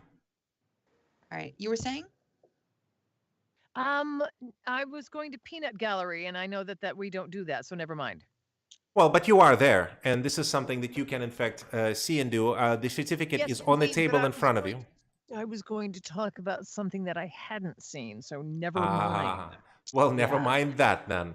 But there That's it good. is, and on it, in not so many uncertain terms, it pretty much describes what the shoes do. Sadly, they are a little out of style. I can offer 50 gold. She looks at you and chuckles a little into into her handkerchief. You notice immediately that she's not really buying it. She goes, My dear, you understand that we're talking about the shoes that have been made by hand, by Goody Lovegood. Yes? You're I need a familiar with persuasion Goody? check. "Oh, what? There's always Hmm. always a way to make anything happen in D&D. And here's a persuasion check, sure." Fuck. It was a 13. It was so good. If only you had the slippers. I know, Yes, right? indeed. Yes, indeed. I need she the goes- slippers to get the slippers. She goes, Unfortunately, I would be selling at great disadvantage if I further discount the shoes that would go for over 1,000 gold easily on the market. I only sell to you as I have honestly acquired them for just a slightly lesser fee. You understand, as a proprietor, as business, I cannot just give those away. I must sell at a profit, and my profit is, and I'm not going to lie, 35 gold on this. I understand. Would you mind holding them for me until I can gather appropriate funds? she looks at you, nods and smiles, and goes, My dear, just one thing. We hold things here until sundown, at which point we close, and then all bets are off. Perhaps a customer comes tomorrow and buy. Only fair to keep it for them. If you come here tonight, before sundown, the shoes are yours, and I will not sell to anyone but you. Agreed. We need to get into that fucking dungeon. "All right." Glenda, do tell me one more thing, please. I'm fascinated with the Yes, dear. the haunted horn, if you please. Could you tell us the story of that? And I hope we aren't keeping you from other business, because your stories are quite fascinating, and I thank you very much. Oh, she looks at you and smiles politely once again and goes, Oh, not at all, dear. Haunted Horn has a fascinating history. They say that the tones produced by this enchanted trumpet resonate with the very dead. If there are any ghosts or spirits nearby, and your performance is good, they may reveal themselves and attend to you. Oh, indeed. So they answer. How fascinating. Oh, yes, yes. I know it's a shabby trumpet, and it looks like perhaps it has been blown by the wrong end of an ogre, but I assure you, it is not only clean, but that's the thing. I also heard that if the spirits that come, if you please them, great many good things will happen to you. Fascinating. Of course, there is a matter of performance. Well, I wonder who among us can play a trumpet, Twig. I'm good at the kazoo. It's kind of the same. You kind of blow on the one end, and music comes out the other end. Like, All right. Well, thank you ever so much for your wonderful stories and for the splendid tea and cake. It's just been wonderful. I should like to take care of our check now, if you don't mind. Goes, oh, okay, of course. Yes. So the packet of tea is 3 copper. The slice of cake is 8 copper. So it will be nice copper from you. 9 copper. Thank you very much. and she produces the little bill in a tray and hands it to you. That's wonderful. All right. So I should like to take care of this immediately. All I have is a gold piece, so I can put a gold piece down, and I hope it doesn't bankrupt her to make change for it. Poor thing. I don't mean to Have you seen the price of her items? She's fine. I know, but I'm talking about small change. You know how that goes. people She buy makes. things that are She goes expensive. behind the till, and she's got a little, mechanical till, and she makes change, and she brings you back, Good. I just your want to make. money, and gives it back to you. Everything is fine. Thanks so much. We're going to chat here for a little bit. So thank you ever so much, and looking forward to seeing you when we come back next time. Of course, dear. I'm just gonna step behind the counter and into the back room to prepare some more teas and pastries. As I see, you're the only ones left in my shop, and she looks. She looks around, and you notice everybody else has kind of milled out. There's Mhm. nothing, about it. It's kind of late in the past noon kind of thing. People are done with lunch. I'll be around if you need me. There is a little silver bell on the counter. You can ring it, and I will come. If I will not see you before you leave, please enjoy your evening, and thank you so much for visiting. Tea and trinkets. And she does a little bow, little courtesy, like weird little thing that you've seen before. And she kind of walks behind the counter, goes into her little room, and after a short while, you can hear scents of freshly baked cookies and such. Ah, brilliant. Okay. Now, so friends, let's reconnoiter and talk about how we intend to go underground. Oh wow! I think we're gonna go to the crypt first, and Papa, can I see your bear? I mean, maybe we could get this thing to do a little reconnaissance for us. It can talk and everything. I mean, maybe it can go into a place where we're not supposed to go and kind of, scope it out. Hold on a second. Quick question. He's Quick, busy. quick Papa, question. Quick dear. question. Hell, we in Yes, the dear. deal. Yes, DM. Who is currently in the possession of the letter? Oh, Twig is. yeah, I would probably pull it out too and go, Oh, Rain, I have something for you. The mail system kind of. Oh, No. I did not give that letter back. I kept oh it. no, you still have it. Okay, Papa saw it. Because the story that needs to be told about this is not one that Twig could do. Yeah, I would immediately blather about the truth. Maybe That's right. possibly. Oh. I'm also covered with milk. Hopefully Yes, not of so course much you more. Oh baby, Oh, look So- at the tiny human. Oh my gosh. little. All right. So no. We I was going to introduce the letter after we made our plans, simply because it was I'd rather have Rain not be angry while we're planning. I don't Okay, think you have to worry about that. It's fair. Okay. Well, let's make our plans anyway. Well, so we can have everything in hand when Captain Malove happens to rejoin us, which would be wonderful whenever it is that he can show up. Bless his heart. So our first thing is to we can go to the tomb unattended. Is that what it is? Yeah. They said they would trust us. Papa was telling us that they'll trust us with being in there alone, and we All can right. kind of take our time and Well, should check we it just out. should we just go? Do we need does anyone need any provisions? For instance, Well, Rain I would not have the proper recommend we gear. procure boots for Rain, and if at all possible, I'd wait a little longer to see if my love shows up, because I suspect we might need his particular brand of heroism Yes. as we adventure underground. Swashbuckling might be in order. So I'm all for it, actually. And so we should probably take the time that we have and outfit ourselves appropriately. I'm all So, set. I will Myself. let you know, because I didn't have time in the bar to explain this thoroughly. So I have made a pact with the leader of not the Squishy Foot, but whatever they're called. And them, yeah. And he expects a favor in me in return for him doing this favor for me. And what we need to try and do is figure out how to. It's just a small thing. I'm sure it won't be difficult at all. Just if anyone can figure out how to get the slip of paper out of the mouth of one of those golems downstairs, it'd be great. Now, if we can't do that, I'm sure there's some other equally interesting thing we can do. But that's really kind of the focus, and I'm currently drawing a blank for how to do that, except for breaking one, and that seems like a. Oh, We don't want to do that. I'm not sure we'd survive the attempt. are So they big? How big are they? They're statues. They're huge. Really. they're larger than you or I, and they're made of stone or clay. And I suspect that Clay. attempting to dismantle one would draw an unwanted amount of attention. So a few minutes of preparation for how one might get the paper out of the mouth of a golem would be helpful. If we don't get it, I'm prepared to come up with other means to fulfill this contract, but I would, that's a chance here. Oh, and I there think we are.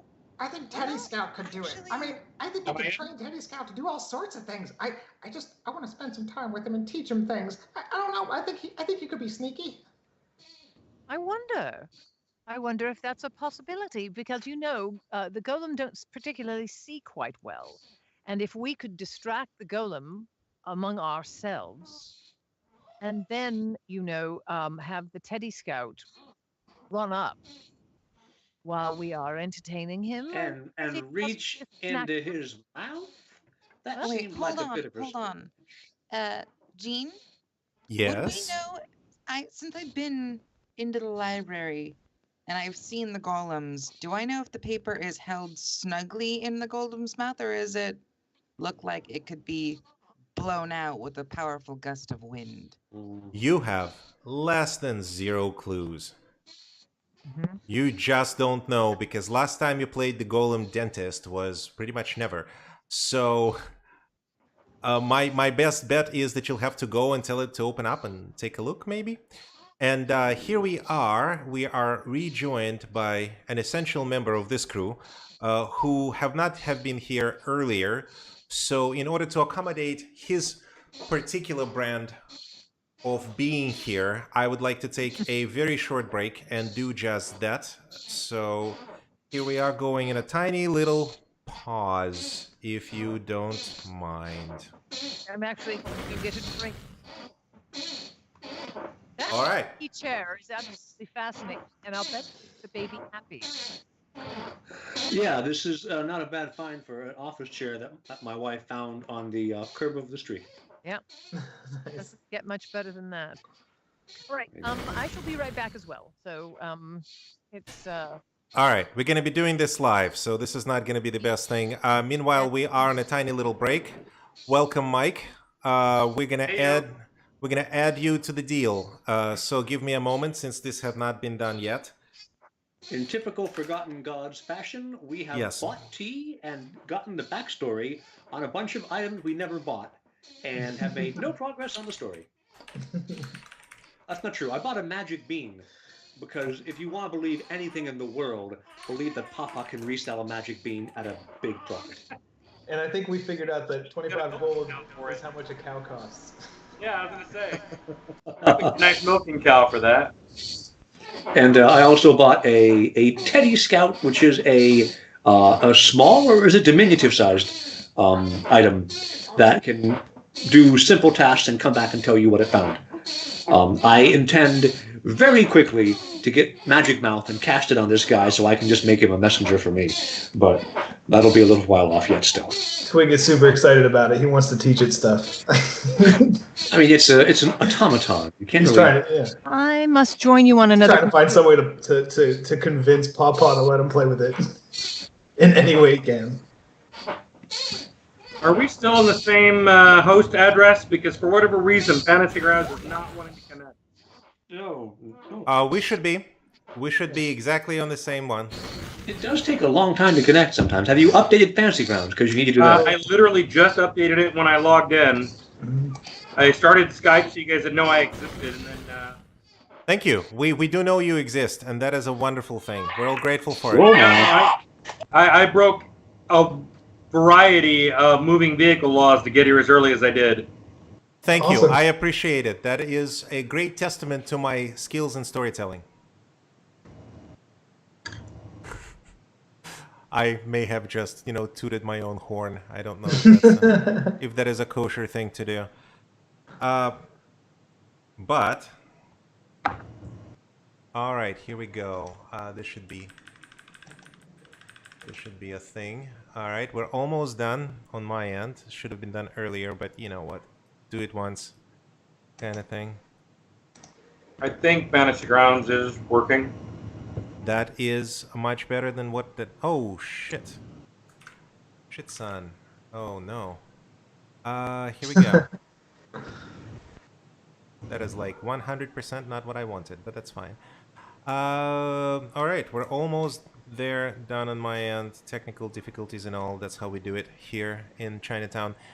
All of this is locked in. Everybody is happy. Everybody can see everybody. I will now come back here, lock everything up. All right. Welcome, Mike. Captain Malov, you are in living color, I think. Almost in living color. Turns out I need to just move you just a smidge here. Just a tiny tad. Yep. And with that we come here and this. Here we is. That is, and the bingo was the name by which it was called, so they say. All right, very cool. We are back, I would say. I will let you catch up Captain Malov, who have received instructions prior, so he knows where he have been and what he's been doing. So you can exchange those particular words as I run into the little DM's room and come back momentarily to resume this exciting, thrilling, dare I say, chapter of the Forgotten God. And you can stop stalling because finally you have people to fight for you. I think we did a pretty organic method of stalling. No, I mean, it sounds like I arrived at the perfect time. Just point at someone that needs to be stabbed, and I'll correct that. That's basically what we're doing. So to catch you up on the quest side of things. Oh, there's more. Excellent. Yes. We are going to go. You actually caught the salient part. We're going to go to the Crypt of Champions, and in exchange for getting us access to it, I'm supposed to figure out a way to get a slip of paper out from inside a golem's mouth. The problem is, if I destroy a golem, one, we might not survive the attempt. Two, I suspect folks will understand that something not kosher has occurred. So I'm going to figure out a way to either steal paper out from a golem's mouth or come up with a convincing forgery of it instead. I'm personally okay with either outcome, but we need to understand that's the goal on top of our own goal, and move in a way that maybe will achieve this. If for whatever reason we discover we can't get to the Undercity through the Crypt of Champions, that's why we go see the Kobold's crevice. And his crevice, I hope, given that there's stuff coming from beneath, right, suggests there's entrance to the Undercity from there as well. So I wanted to cover both our bases. We're doing the Crypt basically now, and then if that doesn't work tonight, which will probably be next session, we'll go to the Kobold's crack and see if we can find things in his crack. Man, I shouldn't say that on air, but you know what I mean. Absolutely. I, for one, can't wait to delve into the Kobold's crack. All right. Speaking Get of my Kobold's hands cracks, dirty, as it were. Speaking of Kobold's cracks, all the technical difficulties and all, we're back, we're live. We have Captain Malov, who is coming to us in living color from the we don't have DB of exotic state of Indiana as we speak. We don't have DB. We do not have DB. What happened to DB? Is she dead? She had to move to a different room for some reason. She's connected. She is back. The only person I see, incidentally, is Chris. I don't know if that's a problem on my end or what. Hey. It is likely a problem on your end, one which I would love to sort out for you, but I can't. I care, but only to a point, because we are moving on to the next stage here. So just so you know, Captain Malov, you are catching up to the party as they are walking out of a small shop that you have not cared to notice there before. It's kind of nestled behind two doors on your map, slightly north from where you are at the Champions Lodge. And as they're exiting with a big paper tote from this emblazoned with the sign Tea and Trinkets on it, which also incidentally is the name of the store that you see above the shop's door. You see the gang coming out, and this is when you arrive, turns out. Hooray! Oh, hey, Captain. How's it going? It goes well. I found something that I'm not supposed to talk about. Oh, how interesting. It's always good to see you, my love. Indeed. Makes the day brighter. Well, thank you so much. It makes me feel so very good. Well, if you're not supposed to talk about it, I can't wait to hear all about it. I know, I can't wait either. Do we need to go Exactly. someplace private where you don't talk about it? Oh, I cannot talk about it here. It turns out, if you don't talk about it, you can do it practically anywhere. You always make my head hurt with your logic. Well, it's just expansion, you see. It turns out, if you can approach any problem from any angle at all, and eventually you'll find the solution you like best. Oh, I learned so much from you. I'm all for it. If you don't like the answer you've got, just ask it a different way until you get the one you like. So, my love, what is it exactly have you found? Well, that's difficult to not say. I suppose. So if you were to talk about anything but this thing, what would you be leaving out? Oh, well, I would never, ever, under that circumstances, discuss an underground hidden fight club. Oh, I like competition. It would be the very last thing Yes, that would of come up. course. That's right. That would never come up. If all the things that we could discuss except this one thing, it makes me wonder if any member of any of our party could be possibly know of or take part in this thing that is anything but things we can talk about. Oh, I mean, myself. And you see, the most interesting part is it takes place underground, literally, in the tunnels beneath the city. And so this fight club that we don't talk about. We don't. When would we want to make sure that we did not go underground, lest we by mistake encounter the thing that we don't know about? Well, I'm not entirely certain there. It seems that they'll come and they'll find me and they'll blindfold me and then they won't take me there. Okay, then. But they also have spectators who are also No. blindfolded and not taken there. The number of times I've paid someone to blindfold me and take me there are, Thank you, Papa. That's fine. That's quite. I'm just saying, they don't charge a whole lot extra for that. It's quite fine. You know, I'm really good at tracking. I could probably hide and watch them, blindfold you and take you there, and I could follow them. I think that's something to keep in our pockets. What say you? Where we don't talk about it, What are the rules? I'm lawful. I have to know what the rules of this fight club are. I know what they are. I've actually Don't heard. talk about them. You That's see. right. That's Oh, it. that's the first rule. And it's also the second rule. Oh, my lord. And also, some of you are Actually, receiving messages in the chat. So in second Fantasy rule- Grounds. So. Are we? I am absolutely. Some of you, those that have already received them. This is just a Right. general reminder. Yeah. I am having trouble finding my. This is sorry. This is me talking because I've had to Yes, I've had to yes. go to a new room. Yes. Where do I find my my abstract in Fantasy Grounds? Where do I find my skill sheet and all that stuff? What do I click? In your character Click on sheet. your portrait. At the top left. Oh, my portrait. Okay, got it.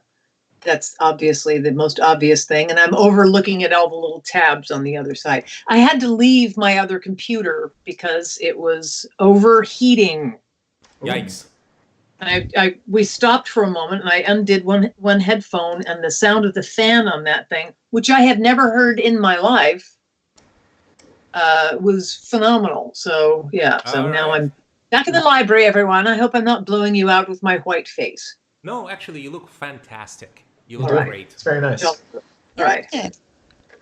It's not blowing out. I'm not a ghost today. I don't want to be a ghost. All right, jolly good. So are we up to date on everything? And are things that I'm not supposed to know about of the letter variety, are we done anything about that? Did I miss that? I haven't been here for it. Yeah, All right. because We do need to take care of that. What?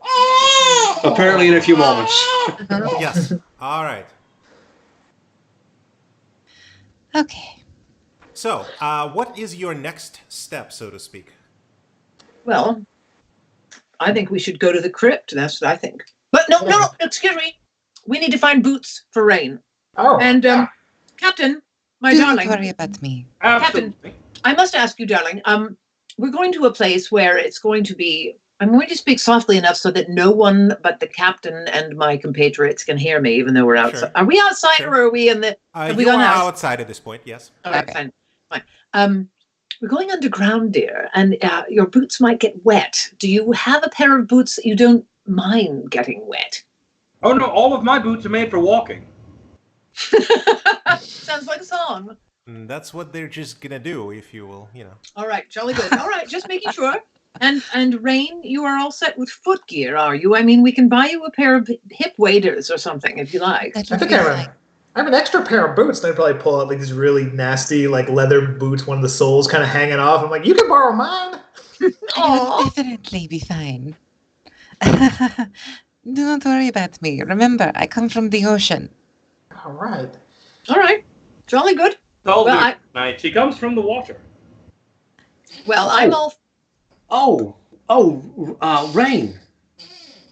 Rain, I beg your pardon. I forgot. I came into the tea and trinkets room, and I was surrounded by all the magical things, and I totally lost track of my sense of.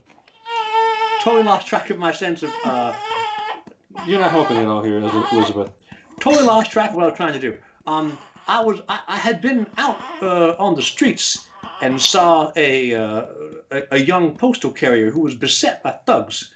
Now, I'm not usually the kind of person who intervenes in violent disputes, but I do know that you can get reward money if you help a courier for the government on his duty. So I did loudly make the sound of an incoming riot to scare away the thugs who were besetting this man. In the process of getting him back on his feet, I happened to notice that he had an item with your name on it. Now, I'm sure you know, when the post service delivers, you have to pay for the delivery fee of a letter. I thought I might do you a favor and keep you from having to pay that gold piece or two delivery fee. But unfortunately, as the guy was being mugged, the letters did get trampled on a bit. Now, I do have, here you go, a letter for you, ma'am. Oh.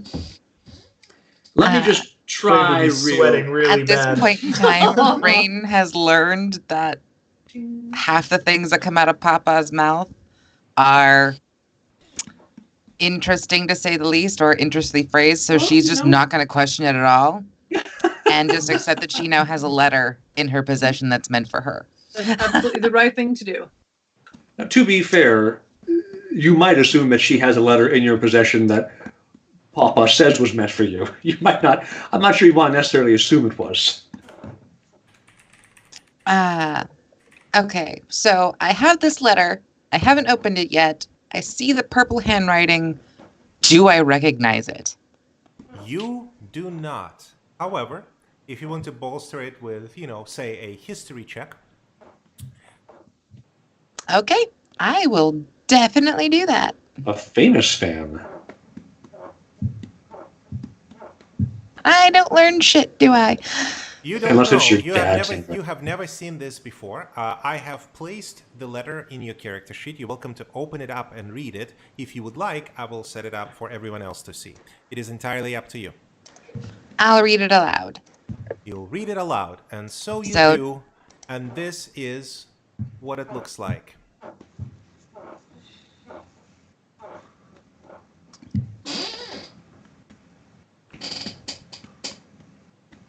If someone could read it aloud, that would be brilliant, because I'm not actually sure I can read this font. Oh, gotcha. I must confess that I wish we could be under different circumstances. Still, I cannot imagine waiting any longer for our chance encounter. I realize that you may not know who I am, so please allow me to help jog your memory.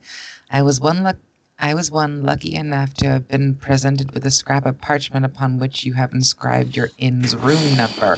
Oh, it's the guy I flirted with! I must admit, dear madam, that I find myself in a bit of a predicament on one hand, I find great desire to meet with you at the disclosed location as invited perhaps tonight. On the other, I battle with this notion as a gentleman, a peculiarly steadfast moral compass. Milady. Flights of fancy. Momentary. Mhm. Oh dear.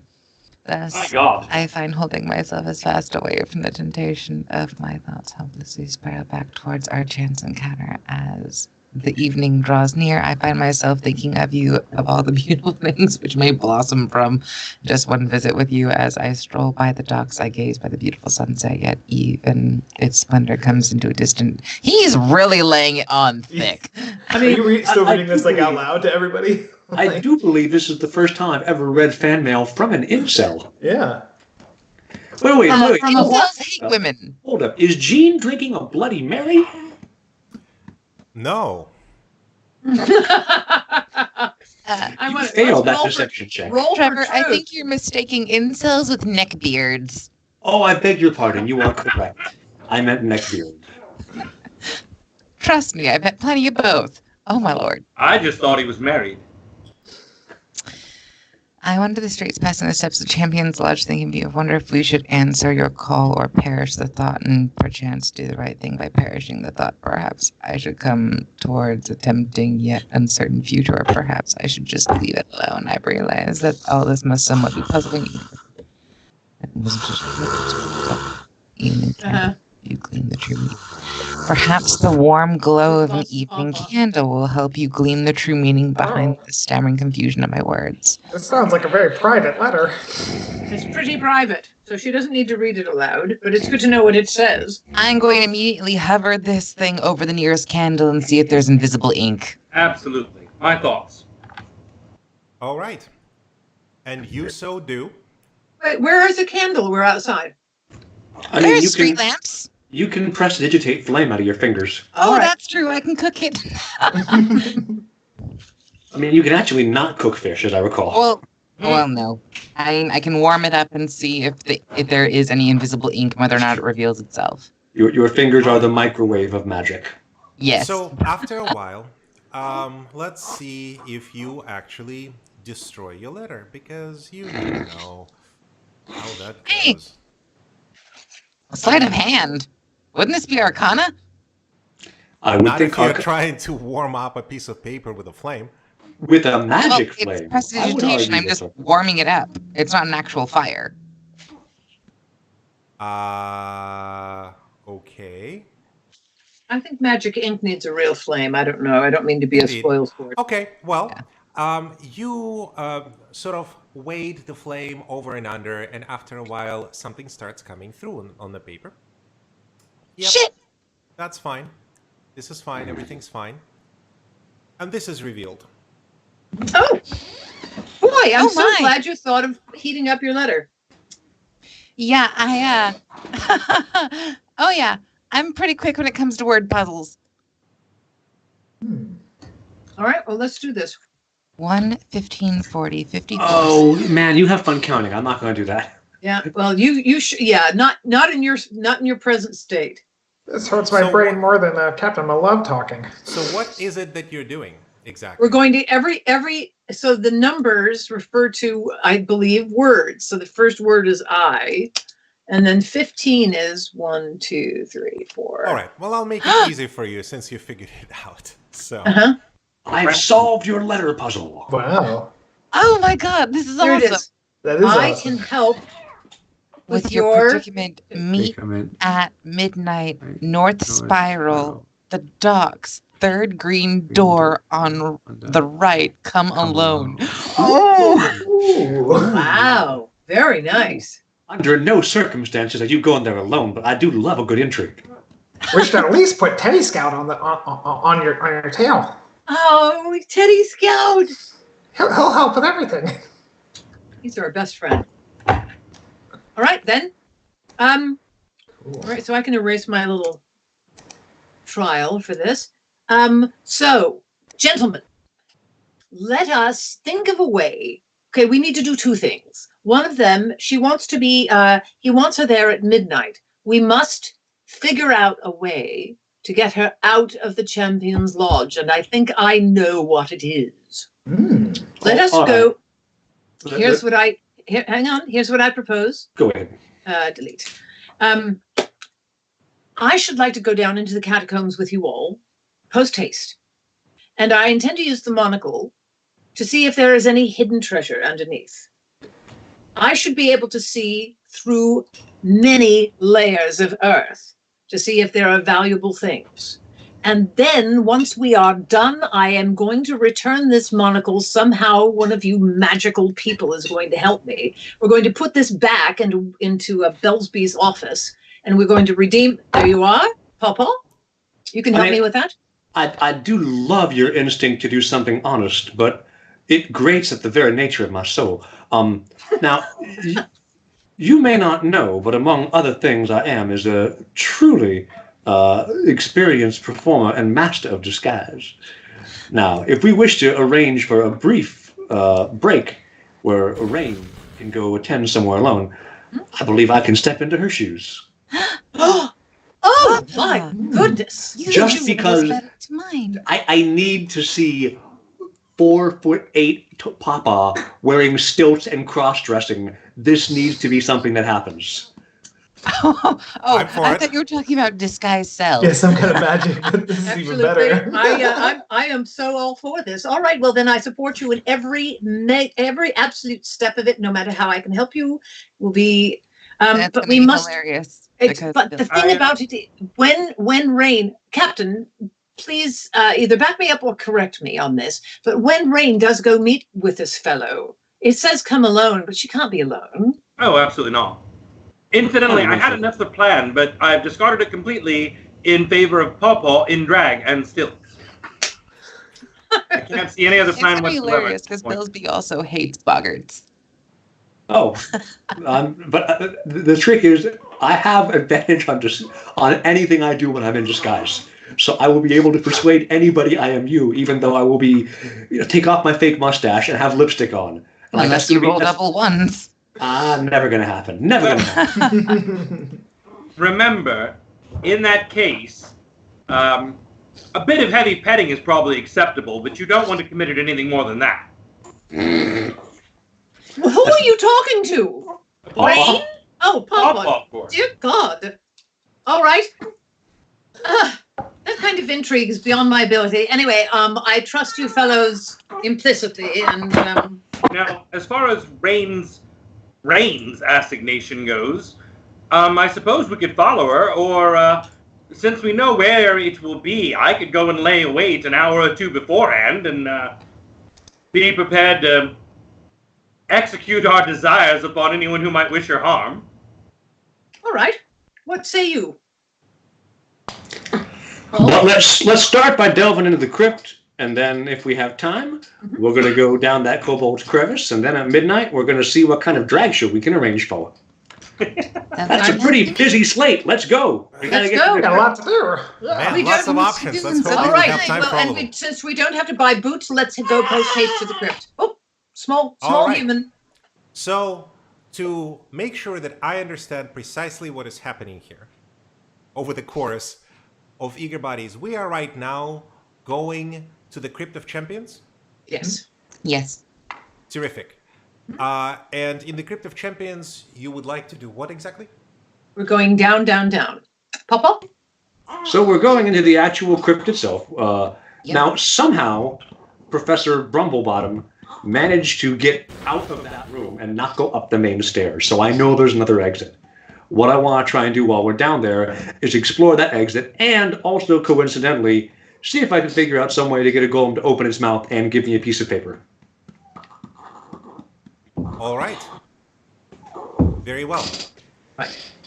And so that was what you arranged to do with the fellow who was letting you in there by ourselves. The trade-off is to get the paper from the golem. Is that it? Yeah, basically. All right. All right. This is scary stuff. We can do this if we're all together. I believe in our ability to do something that's not crime. Off we go. Yes, off you go indeed. This is like Ocean's 11 if all 11 of them had never ever stolen anything once before in their life. Now, hold on. Some of us have stolen things, although it didn't turn out perfectly well. Ocean's 11 if they were all in jail for stealing a loaf of bread from Inspector Javert. Okay. Well, So I will tell you that right All right, now. yes. Onto it. I will tell you that right now. It is approximately 6 p.m. where you are. You have spent an entire day doing all of these things. And Wait a minute. We walked out of the store at noon. We have had one discussion. I do not understand how it could be 6 p.m. before we walk across town to the church. Yeah, we don't want it to be all right. 6 p.m. yet. I didn't realize that you're literally turning heel and going straight. turn heel. Yeah, like we're Freaking gonna go. do breakfast. Let's go. All right. Fair enough. I'm not even going to question it. Very well. It is about close to 1 p.m. And Yes. you are on your way to the Crypt of Champions, which, as you know, is located in the Church of Hemel. It is the part of the Church of Hemel. Right? Right. So, anything else at all that you're doing in the way? No, nothing? Nope, we're straight Nope, there. We're not going to straight there. dilly-dally. We're going to miss all of the things that you made for us on the way. We've Going been straight to We're anticipating going to this for weeks. actually do some story. Gene is wholly unprepared for this. Yeah. They gave us all kinds of diversionary things. Oh, no. I am more than prepared for all Which- of the things, including every little thing that you can possibly want to do. I So- say, DM, could you send me a map again, because I'm on another computer and I don't have it saved for some stupid Yes. reason. I've got the silent Yes. order and I don't have. I am happy to oblige, and there it is. Thank you. It's Ah, because yes. all the documents are saved on local, not in a cloud file. So that means if Right. you save them on I- one computer, they won't be on the other. Right. I thought I had saved it on this one though too. Anyway, we're good. We're good. Indeed. And so, eventually you make your way to the Church of Hemel. As you remember, it is an impressive building that it is an impressive monument of the past. It is the Church of Hemel. Its ornate building, its tall steeple, and the enormous crystal floating above it are reminders of the dominant role of the church in Dryfoot's past. To remind you, adjacent to the church is a crowded cemetery, and exactly inside and to the left would be the entrance to the Crypt of Champions. As you walk by, you see your favorite friend, the priest of Hemel, whom you've never inquired the name of and therefore you don't know, who steps in front of you and goes, "Good day, citizens of Dryfoot, and how may I assist you?" Do we let Pawpaw do the talking? He's rather busy. Should No, we talk? I'm here. I'm just busy also feeding a child, so this will work. That's fine. There's no chance this is going to go poorly. Put this in your mouth, and you'll be quiet. Excellent. All right.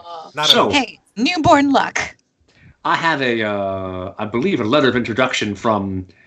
Oh, I don't have my notes open. What's his nuts, McGillicuddy? Yes, that would be Albus Hush. Yes, Albus Hush. I've got a letter of introduction from him. He has agreed to grant me a scholarly access with my. These are my porters and note takers to Yes. help me properly, really understand the nature of the great heroes kept within. Now, I do understand that you and he have some objection to each other's company occasionally, but he assured me you have every interest in making sure that honest, forthright, high-quality scholarship is continue to be fostered in the Church of Hemel and beyond, even when doors open behind you. One moment. One moment, please.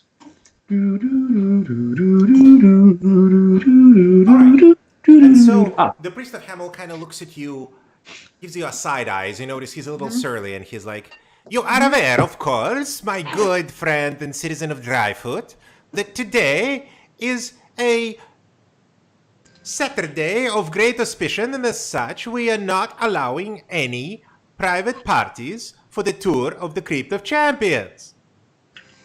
Really? Well, where are your papers? I will produce my papers.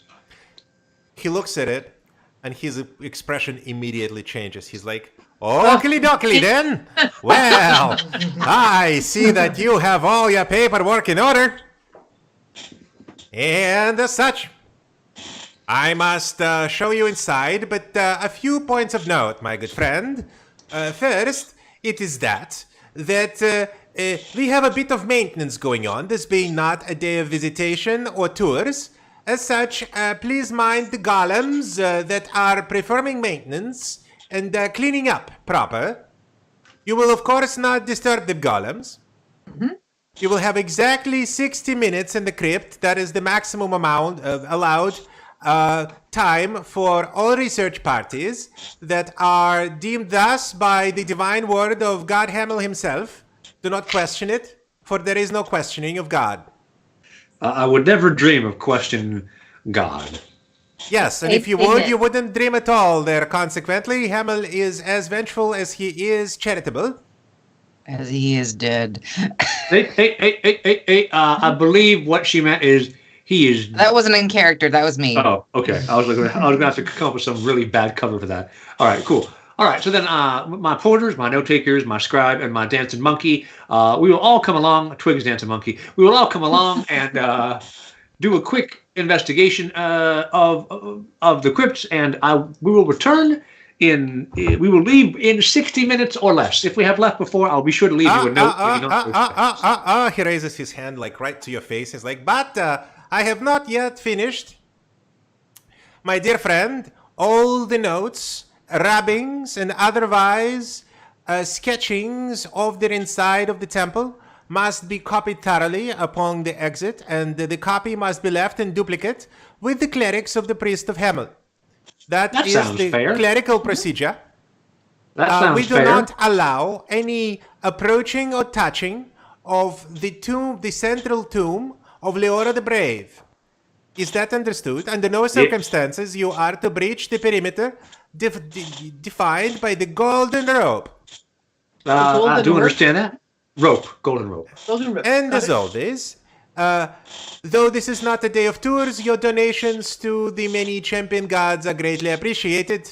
Thank you, and have a good day. And he scampers off. Okay, that's fine. No, fair enough. No problem. Goodbye. We go in.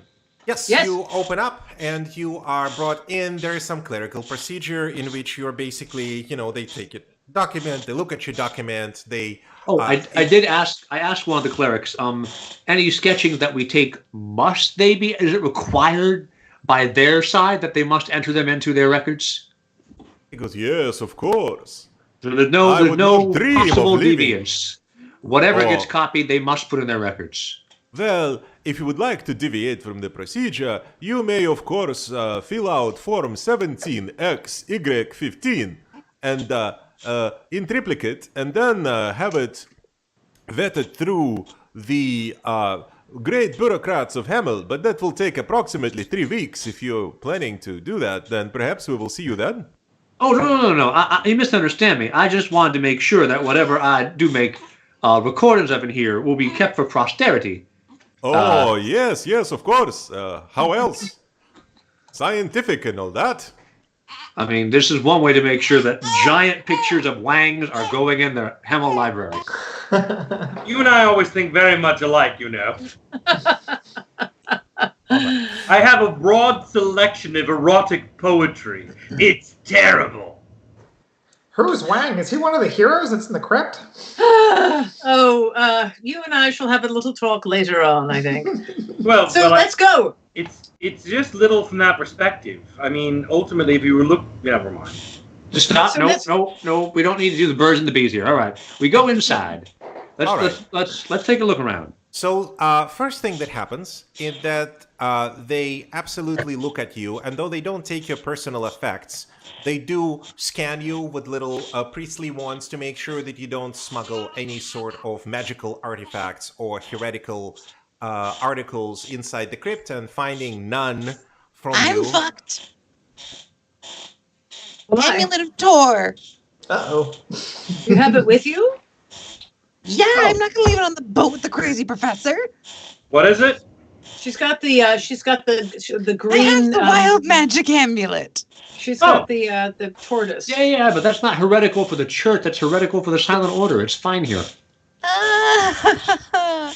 So they scan everybody. They do this whole, pat and tuck and everything, and they finally come to Rain, and they go, and one of the guys goes, "Madam, please be so kind as to expose the content hidden by the top of your robe, please. Nothing perverse, of course, I assure you, just wanting to see what you wear around your neck." I'm going to help her. All right. Okay. I'm going to go ahead and just slide a hand it away and behind the guy so I can pass it back to her after he wands her. It's a necklace. I'm wearing it. Oh yes. He takes it off of you. Oh! I'm Go gonna. easy. It's the Chris Angel move. Yep. Yes. Yes, Wait, and you do, and he Nice. doesn't even notice. There is just absolutely no indication that this in any way, shape, or form occurs, and so you manage to do it. The priest kind of looks in disbelief at his wand that just stops glowing, goes and just kind of fizzles out, and he goes, My mistake, madam. Please proceed." And so they take you to the Hall of Champions, and they bring you to this big corridor that in front of you is giant stone doors in ornate wooden frames. The doors go. They open up. They lead you in. They close the doors, and in front of you, you see the Hall of Champions. Trevor, your chair is so loud. Oh, it's squeaking? I'm sorry. Oh, your chair is the loudest thing I've ever heard So in my loud life. it's actually blowing everybody else's Yeah, talking out. it's That's so funny. louder than Gene. No. If you can Anyone imagine want to that. breach the perimeter of the brave? All right, so immediately in front of you, you see that this is not, by the way, the marching order. I have arranged you the way that I felt that this could go, but you can move yourselves around and see how you're walking into this room. Meanwhile, in front of you, you hear and you see this giant thing kind of standing in front and trying to mop, right? Yeah. And it just Oh. continues sort of mopping and mopping and mopping and mopping. It does not seem to pay any attention to you. Its back, it's turned away from you, and it seems to be spit shining a spot right in front of the Leora the Brave. I think that's the golem. Stating the obvious. I think you're right, young twig. I'm always impressed at your powers of observation. Though Twig. some of you have been inside, let me paint you a word picture.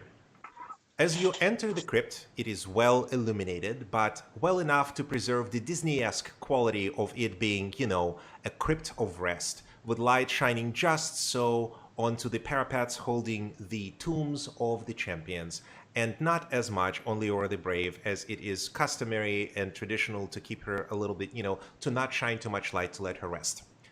You see in front of you very obvious reliefs on top of the tombs of the 6 champions plus the Leora the Brave. Kendra the Kind, Jangles the Jester, Severe the Prophet, Wellsworth the Old, Celine the Sharp, and Baron the Brute. As such, they are numbered just so that it's easy for us to refer to. You can say I'm going to number 3, 4, 2, 5, or whatever, or I'm in this corner or whatever, in case you don't want to move your literal miniatures around. As such, you are pretty much left alone. They close the doors behind you, and all you can hear is the size of the golem as he mops. All right, what's the plan? I don't They know told us the. not to cross the golden rope, so I believe that this must be what we must do. Oh, hello. I mean, we're not supposed to do that. Well, I do agree that, of course, we're going to cross the golden rope, but not first. Right. Let us start by doing a thorough search of the room. I know that somehow Professor Brumblebottom, of any of us, Professor Brumblebottom, managed to find another way out of here. I have to believe that even if any of us could manage this thing. I want to do a search. Okay, hold on. Before you do, as Baroness and Twig, as you approach the golem, he immediately turns towards you, goes, and raises his mop menacingly towards you. Jolly good. I should like to talk to him. You do. You are welcome to, but he makes no further movement. He just stands there. He is made of stone entirely. His mop, however, isn't. It's just an oversized, regular wet mop. There's a bucket. Yeah. I say, my friend, you're hard at work today, aren't you? Is there anything that I can get for you? Are you thirsty by any chance? If he's speaking primordial, I can understand him. It's the language of the elements. And yet he isn't. He's speaking Golemese. He's sighing loudly. grumbling Yeah. sometimes. I wonder. May I offer him a cookie? You can do whatever you want. This is D&D. All right. Literally everything is possible. That's it. All right. So I'm going to reach into my satchel and I'm going to take a cookie that I am actually. I'm going to take a cookie out of it that I I bought this morning, and I'm going to say, my dear friend, would you like a cookie? You're hard at work, and I wonder if you shouldn't like a little treat because you are making things look quite beautiful in here. And I hold up the cookie as high as I can. As you make a gesture towards the golem, he raises his mop even higher and goes, I do believe this is a wonderful approach you're taking, Baroness. I don't believe golems are sentient any more than the teddy scallions. So you'll find that any conversational attempt you make with him probably not going to result in politeness back. Now, Jean, what is ma'am. written on the paper that's in his mouth? What is the word? We don't know. You see Nope. neither the paper inside of his mouth, which is now firmly closed, It's firmly nor closed. nor do you even you haven't seen such in there. It traditionally, what's the word? Is it truth? It's truth, well, isn't it? It's truth, and then if you erase one character, it's death. Deirdre, we D&D can't is know different. that. I know that as the Baroness because I'm studied. But are we using the traditional Hebrew golem? I am not at liberty to disclose that exactly in these terms. However, there is a roll heading your way. Yes, there is, and it stinks. And that one does too. And that one doesn't. All right. So you pour through memory that you have of golems and realize that you really don't have a lot of it. It is just something that you have not dealt with. The best you can remember that golems have been a staple of a fixture. They have been used as servants and or guardians and such. You have possessed no knowledge of how to make one, disarm one, or operate one, or even if that is how it is. Only that they have been and now only remain with the Church of Hamel. Nobody else has one. Jolly good. All right. So sorry. I'm going to say to the golem, forgive us. We're studying, and I shall get out of your way. And Yeah, so I move aside. I would take the dodge action and just move past him so that if he Yeah. strikes me, I'll just dodge and just kind of go, okay, Keep on mopping that floor and just like walk So past where him. would you like to go? Where would you like to go? I'd like to go over to this champion and kind of look at she seems like an archer and it seems interesting to me. All right, so you do, and he menacingly brandishes his mop at you, but since you make no aggressive action towards it, or nothing, or don't step anywhere further towards it, it does nothing. Okay. And I would probably just start to examine it, looking for like writing or like, maybe like special switches or latches or any kind of secret doors, like just, kind of like looking for an exit. So would you Professor. say you're engaging in investigation, perception, drawing on your knowledge of Investigation. history, or faith? Yeah, investigation, you say. Okay. Yeah. Oh, rather good. Hey, I'm not very good at investigating, but everyone can roll well. All right. So you recall that you have read about the champions before, and what you see before you is Celine the Sharp.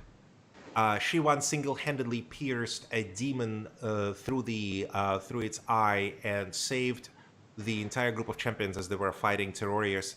You don't really recall much else from this tale of glory, but in general, what was this? Was this an investigation? Mm-hmm. Yeah. You find that there is a golden bowl that is perched atop for donations or other things, as there are a couple of coins already is there. And that is basically it. Not much else from this particular. Okay. I'd probably put a gold piece in the dish, as I kind of, like remember that cool story and realize there's not much else here. Having done a pretty exhaustive search, I'd move on to the next one. Okay. And just kind Give me this real quick. of. Yeah. Very well.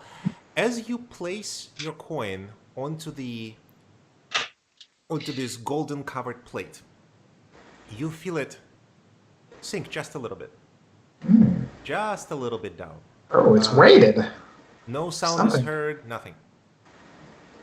So like the whole bowl lowers, like it's a counterweight. Almost. Like you put one piece just enough for it to kind of sink down a little bit under the weight. So if you put more in, it might sink more. I don't know. I'll put a second one in. Nothing happens. Okay. Okay. Interesting.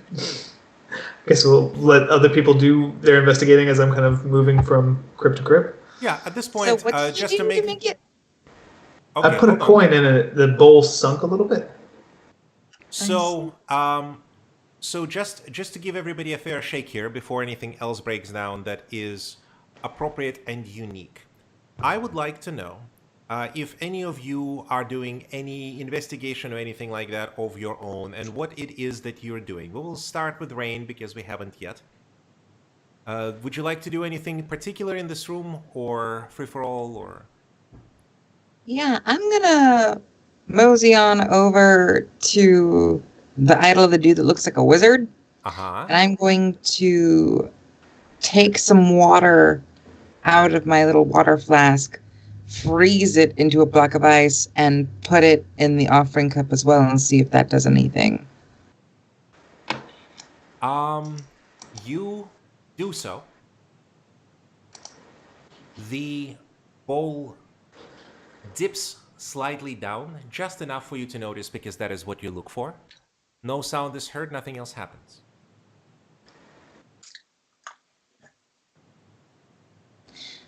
Perhaps these are letters.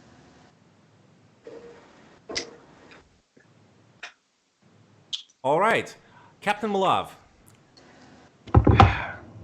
When you say operate the golems, I don't think you mean this necessarily, but does that mean that there might be a way to use, for lack of a term, disable device to cause it to open its mouth? Well, disable device is a thing that you could do. A lever, a release. I don't want to really disable it. I just want to go ahead and push the coin return so that the mouth pops open. Can you describe your action to me? I want to examine it for any form of exterior controls. Indeed. You come super close to it. I will let you decide how close. Show me.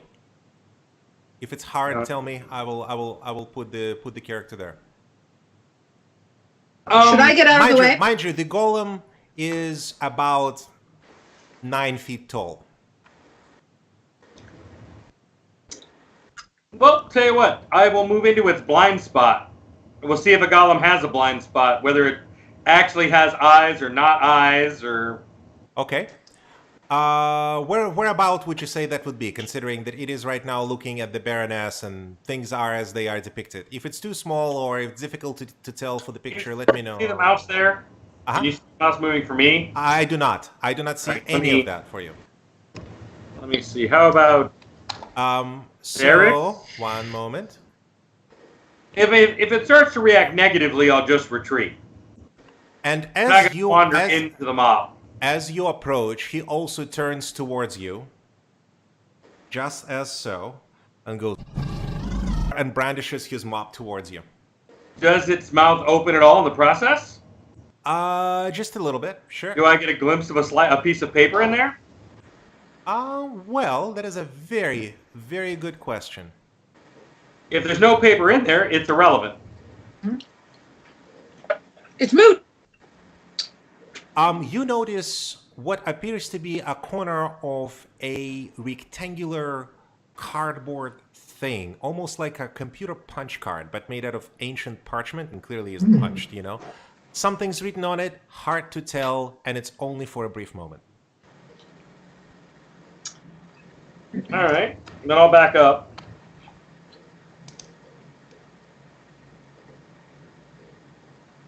Sleight of hand, that shit. That's what I'm thinking. I just needed to... Does it leave its mouth open to kind of vaguely grumble? Nope. We need to make it laugh. I thought about that. Ooh. Does anyone know hideous laughter? Is that a spell? Yes. Yeah, it used to be like cautious, hideous laughter. Yeah, that would be, in fact. Let's see. If only we had a bard. Yeah. It's a bard spell. Our bard is looking very studious at the moment.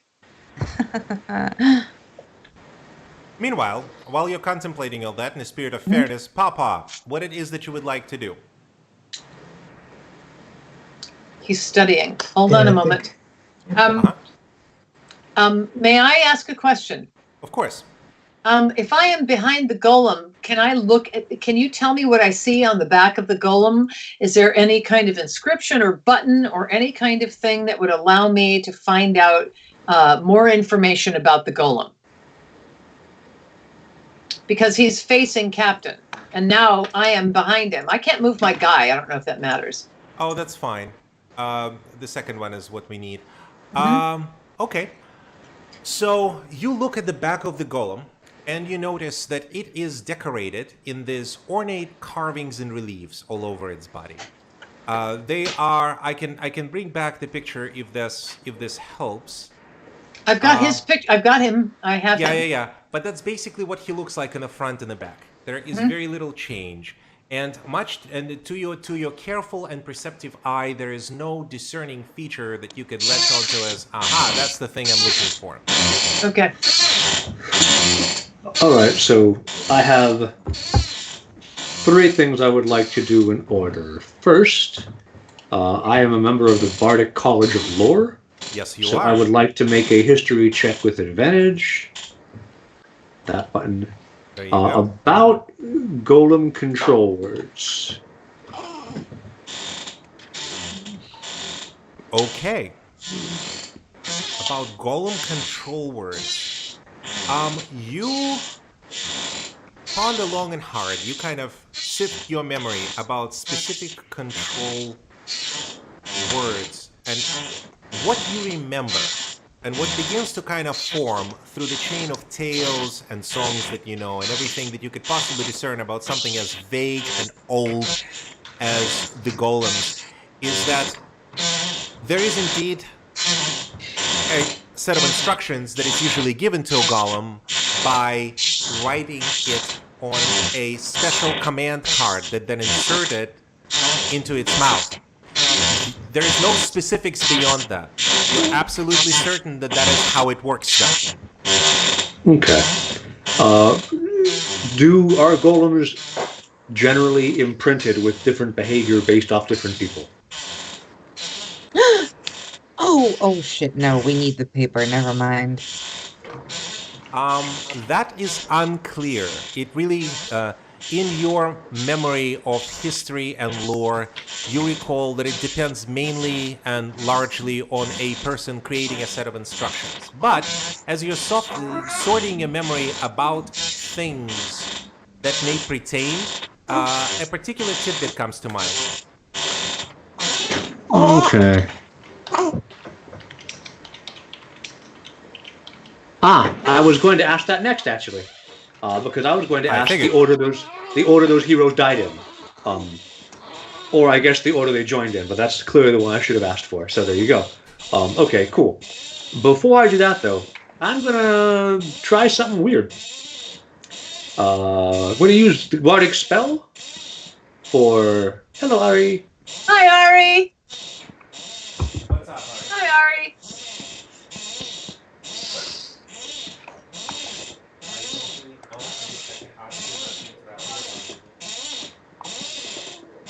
It's been a family-rich environment. Mm-hmm. Although right now Evelyn has had her second dinner and is firmly asleep. Not Evelyn. This one's Elizabeth. I'm never going to get their names right for as long as they live. Well, you've got how many? Is your wife an E as well? Eleanor. Yeah. So you've got 4 E's in your house. 3. My son at least is William. Okay. All right. So what I'm going to do is I'm going to cast Disguise Self to look like the priest who controlled entrance into and out of this Chamber of Horrors. You do so. Let me just do this. Let me think. What would be a good? Let's do this. I'm going to send you a can of WD-40 for a birthday present. I actually have a can of WD-40 upstairs. I'll try not to actually. All right. I would note that when I'm disguised, I get advantage, but I don't need it anyway. So yes. So you managed to arcanely disguise yourself in a way which is indistinguishable from the cleric. Just a bit shorter, maybe. I mean, not enough where it matters. Technically, he is also a normal-sized creature, so with Disguised Self, I look identical to him. Yes, like I said, it really doesn't matter. Potato, potato. So you do. Including clothing, armor, all the other stuff. I walk up to the golem. And I see if I get into its actual threat space. Does it threaten me? And as you do, he turns around. He looks at you, and he sort of sighs. He goes, and he lowers his mop. There we go. He also kneels on one knee. That's exactly what I was looking for. All right. So I approach the golem. What happens when I get within conveniently close distance to him? Nothing. All right. I assume if I wanted to, I could attempt to reach for his mouth, but it's still closed, isn't it? He opens his mouth. There is a gap, but as you notice, as you come close to him, he doesn't need to breathe. So it's when it opens and closes, it's not so much because he has to make noise or breathe, but because it's just what happens to his jaw. Hold on. Right now, there is a slot big enough to perhaps squeeze a hand through. I can use Gust and suck it out. Well, I do have pretty good sleight of hand. I feel like Pawpaw is just going to make the roll. He does have sticky fingers because he's a boggart, which means this one also comes at advantage because of his sticky skin. And oh, dang! Woohoo! That might well do to reach in and grab with one finger that card and pull it out. Yeah, and you most certainly do. And you stick your hand in, you pull it out extremely quickly, and in your hand is now a slip of paper. On that slip of paper, there are some words written in common. Some of them are sort of scratched out and faded during the passage of time, or perhaps on purpose. And it states on it, every night and on special Saturdays, clean the Hall of Champions. Make sure that it is spotless. Do not allow interlopers. Okay. At that point, the golem stops moving as you retrieve your hand, kind of slumps down, and the light in his eyes goes out. Excellent. All right. So I'm going to study this as diligently as I can. I want to make sure I can make a copy of this when I choose to. As under no circumstances am I giving Albus Hatch the original. Alrighty, cool. Now we can easily get into the crypt now once we have made our sacrifices in the correct order. So the next thing I'm going to do is suggest to Twig and to Rain, could you please remove the offerings y'all have made? Oh, yeah. Of course. And all of the offerings that happen to be there. No. Don't take all of them. Just take what you have put. It's like a switch. It lowers down and yeah.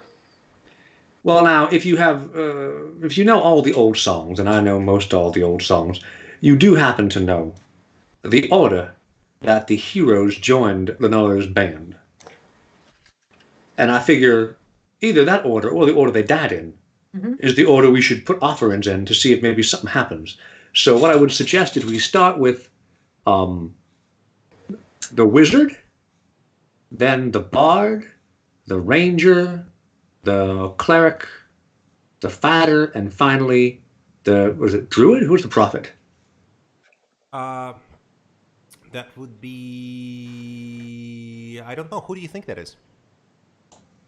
Well, shit, I don't know. Could you name them again? I have the old, the jester, the sharp, the kind, the brute, and the prophet. So what are their names? Because they're all alliterating. It's like Oh, I know which ones. Rain's actually studied religion. Can I just make a religion check? You Sure. most certainly can. This is a very apt roll. Where would it be? And yeah, in this case.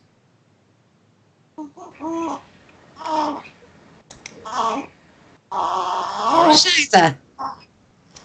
It's just not Well- with me tonight. Well, you do remember the names. They're being very, very true. But this is the religious lesson you skipped because Himmel's dead and who even cares? And so could be anybody. You could try and brute force it, I suppose. Can I do a check on whatever it would be? I'm not sure exactly what it would be. It wouldn't be. they have their names on placards, right? What are their names? Yes, absolutely. Kendra the Kind is number 2. Jangles the Jester is number 3. Sever the Prophet is number 4. Wellsworth the Old is number 5. Celine the Sharp is number 6. And Baron the Brute is number 7. All right, can someone write that down? Because my hands are full. Yep, stand by. I have it. Do you? Kind, jester, prophet. Old, sharp. Okay, and then the order we're supposed to go in is old, jester, sharp, kind, brute, prophet. Oh, So- then I put the offering in the wizard next to me. How do you He's know the that? The dwarf well, is the old one, right? The dwarf is the brute. The Oh, wizard's just the the- old one. Oh, got it. Now, the way I know this is because that is when you tell the story of Lenora the Brave, this is the order the heroes joined her band. So my theory is let's add offerings in this order if these are switches. And Okay. that might unlock something. I'm So just tell going us to- again what the order is. Old, jester, sharp, kind, brute, and prophet. 5, 3, 6, 2, 4, 7. There we go. So I assume you all put offerings in that order. Yes. Okay. What happens now? All right. As you Look place at your that baby. offerings in the order, you start hearing faint sounds of harmonious bells, very, very faint for every single one as the bowls sink one after another and after another. And as the last one is placed upon the bowl of the prophet, there is a faint glow that emanates from the middle of the room, and then with a loud noise, the headstone of Leora the Brave retrieves, revealing the passage down. All right, so before we go down, there's one thing we must do. Does anybody here have a piece of paper? I do in my bag. I need to write a quick note in case we don't make it back in time. All And I want to right. write a note that says, "Dear priest people, thanks for letting us check out your cool crypt. Learned a lot. Saw ourselves out. Your golem seemed not to be working. You should have him checked out. Signed, Tom." Tom? I mean, yeah, I'm not going to tell them my real name. Well, I didn't think so, but Tom. All right. Well, so where would you like me to put it? On the floor, just in front of the golem. Jolly good. There it is. That way, if we don't make it back in time, they maybe won't look. I don't know, man. This is super weak, but it's what I've got. Let's go down those stairs. We're going to. I say so. Yes, indeed. Let's go. All right. What time is it anyway? We've been, I don't know, maybe 10, 15 minutes, so we got 45 minutes left. All right, jolly good. Let's run. All right, and just as much, you descend deep into the darkness.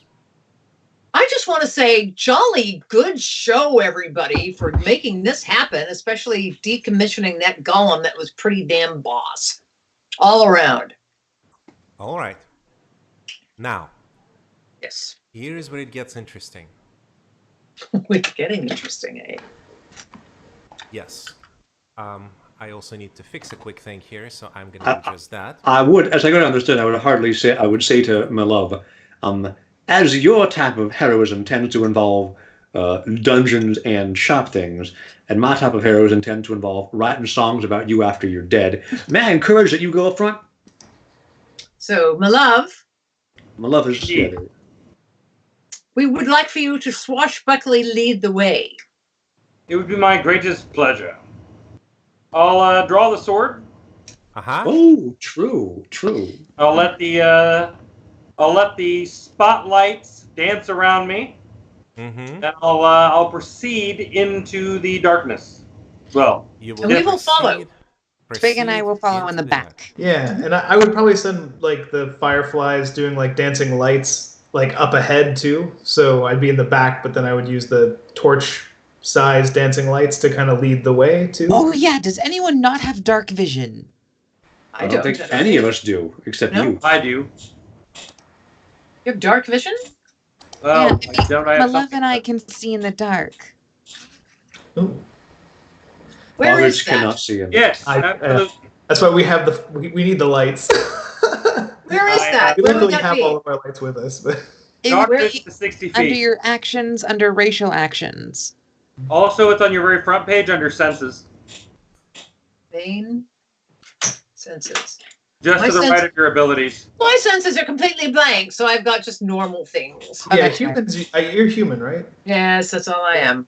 Yeah, humans That's don't have dark yeah. vision. I was asking about boggarts. Yeah. No dark vision. Boggers but, don't have um, dark vision. But my love is half elf, so dark. In front. All elves have dark vision.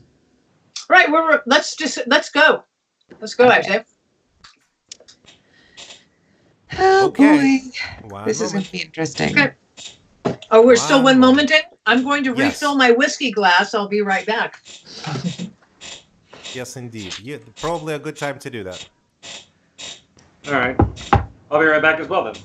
I'm trying to Alright. remember not to rock my chair because apparently it makes a hideous noise. One advantage to being profoundly hearing impaired is I have no idea that it makes noise. That's great for It's you. okay. She's cute. All right. So this is very interesting, and this is how we're going to do it. Okay. This is the beginning of another leg of our adventure, and so as that, we're going to designate who is going to be the person who is going to take the point in this expedition. Well, that's my love. Love We've already that. decided that. Indeed, and therefore he's going to be the one driving, I would imagine. I mean, I am going to place him. A little I did not. bigger, Indeed. Stranger things happen. So I'm going to place him on the thing here, and we're going to go like that. And so here's what happens. As you descend down the steps,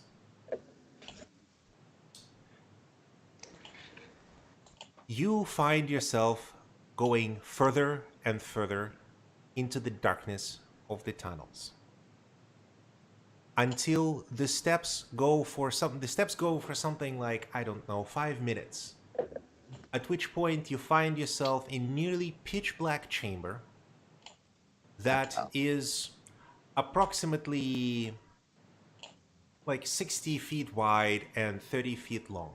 It's a rectangle. The entire arrangement looks kind of like this. black. That is appropriate, yes. Oh, it's pretty dark. You should see Captain Malov standing in the little spot of visible do. terrain. There it Shouldn't is. Twig's fireflies be helping? Yeah, they can illuminate. there they I are. think And I would note that my love has his sword out, Gene. You may have missed that. At which point he's illuminating with as if a torch. Yes. And so we do have a circle. Is that a circle of light? That's a circle of light. It's the circle of light. Oh So my. you don't really have a source of super bright light outside of torches and whatnot and things of that nature. Torches and fireflies. And torches and fireflies, they eliminate I have enough. 10 torches, and I can ignite them. Yes. yeah, in They each eliminate fogger the can do. darkness. They eliminate the darkness, but not nearly enough to provide you with the kind of light necessary to see very further ahead, because the corridor before you spans further and further, and as it does, I struggle to find an appropriate tool here real quick, one moment. And as it does, you notice that it eventually just kind of becomes too far for you, and it kind of fades out. There's simply not enough light to travel all the distance of the corridor. So there you Can are. I say something? This is called the Smuggler's Tunnel. That makes me wonder if it's like the Smuggler's Map from Harry Potter, and should we say, I firmly resolve I am up to no good? You mean the Marauders map? Yeah, the Marauders Marauders That's Map. kind of an understanding. Yeah. Oh, good try, though. No, Indeed. no magic words. I firmly No, resolve this- I am up this- to no good. Well, I this is not solemnly swear that this I am is- up to no good. not a map. This is the world we're in. It just happens to Yes. be called a map, and Gene cleverly already changed it. He's like, no smugglers here. He expected we'd find a different way here, I guess. All right, my love, you are in charge of what we do because you're leading the party right now. Well, then let us proceed. Indeed. We're proceeding by the light of your barely illuminated sword, my dear. Well, Well, to be Well, fair, then I can it actually see produces 60 dancing feet. lights as well, which is the equivalent of torchlight. What is the equivalent of torchlight, dear? His sword. Light from the sword. Well, if you march ahead, we might be able to see something, but we can't see terribly far. Now, Rain, did you say something about having a torch? well, yeah, I have a bunch of torches and I can light them, but my love and I can see 60 feet in the dark. And the sword itself produces basically 4 torches. It produces a dancing lights effect. Oh. Nice. It Yeah, floats so- along within 120 feet of me. So, What are you using the fairy rapier? yeah. Yeah, so I don't think we Oh, need is one that of the the- torches. Is that the new one? Yeah, it's paying off already. All right. So That let's, works perfectly. I how knew about- it was in good hands. I do understand that the sword is truly wondrous. So how about we walk down the hall? I say so. Yes, indeed. Well, All I'll right. take the way, Yeah. darling. I proceed. Yes. I proceed gaily forward. Yes, gaily forward indeed. Give me just one moment so I can gather my notes, because I didn't expect you to proceed gaily forward quite What, you- nearly. Somehow you weren't ready for us to get to I the Yes. can't story? believe that he Oh. wouldn't know we would get into the crypt. That is so funny. You've been ready Oh, for us no, to do no, a million no. things That's we never not what did. I've said. What I've said is that I haven't pulled all of my notes out. Okay. And now I have. Oh, by the way, my love. He's just had 2 speaking- months to write all this. Speaking generically, you should be making perception checks pretty regularly to make sure you don't step into death. But to be fair, there's only really one way to know whether it's a trap, for certain or not. And That's let's why- step on it. That's why I let you go first.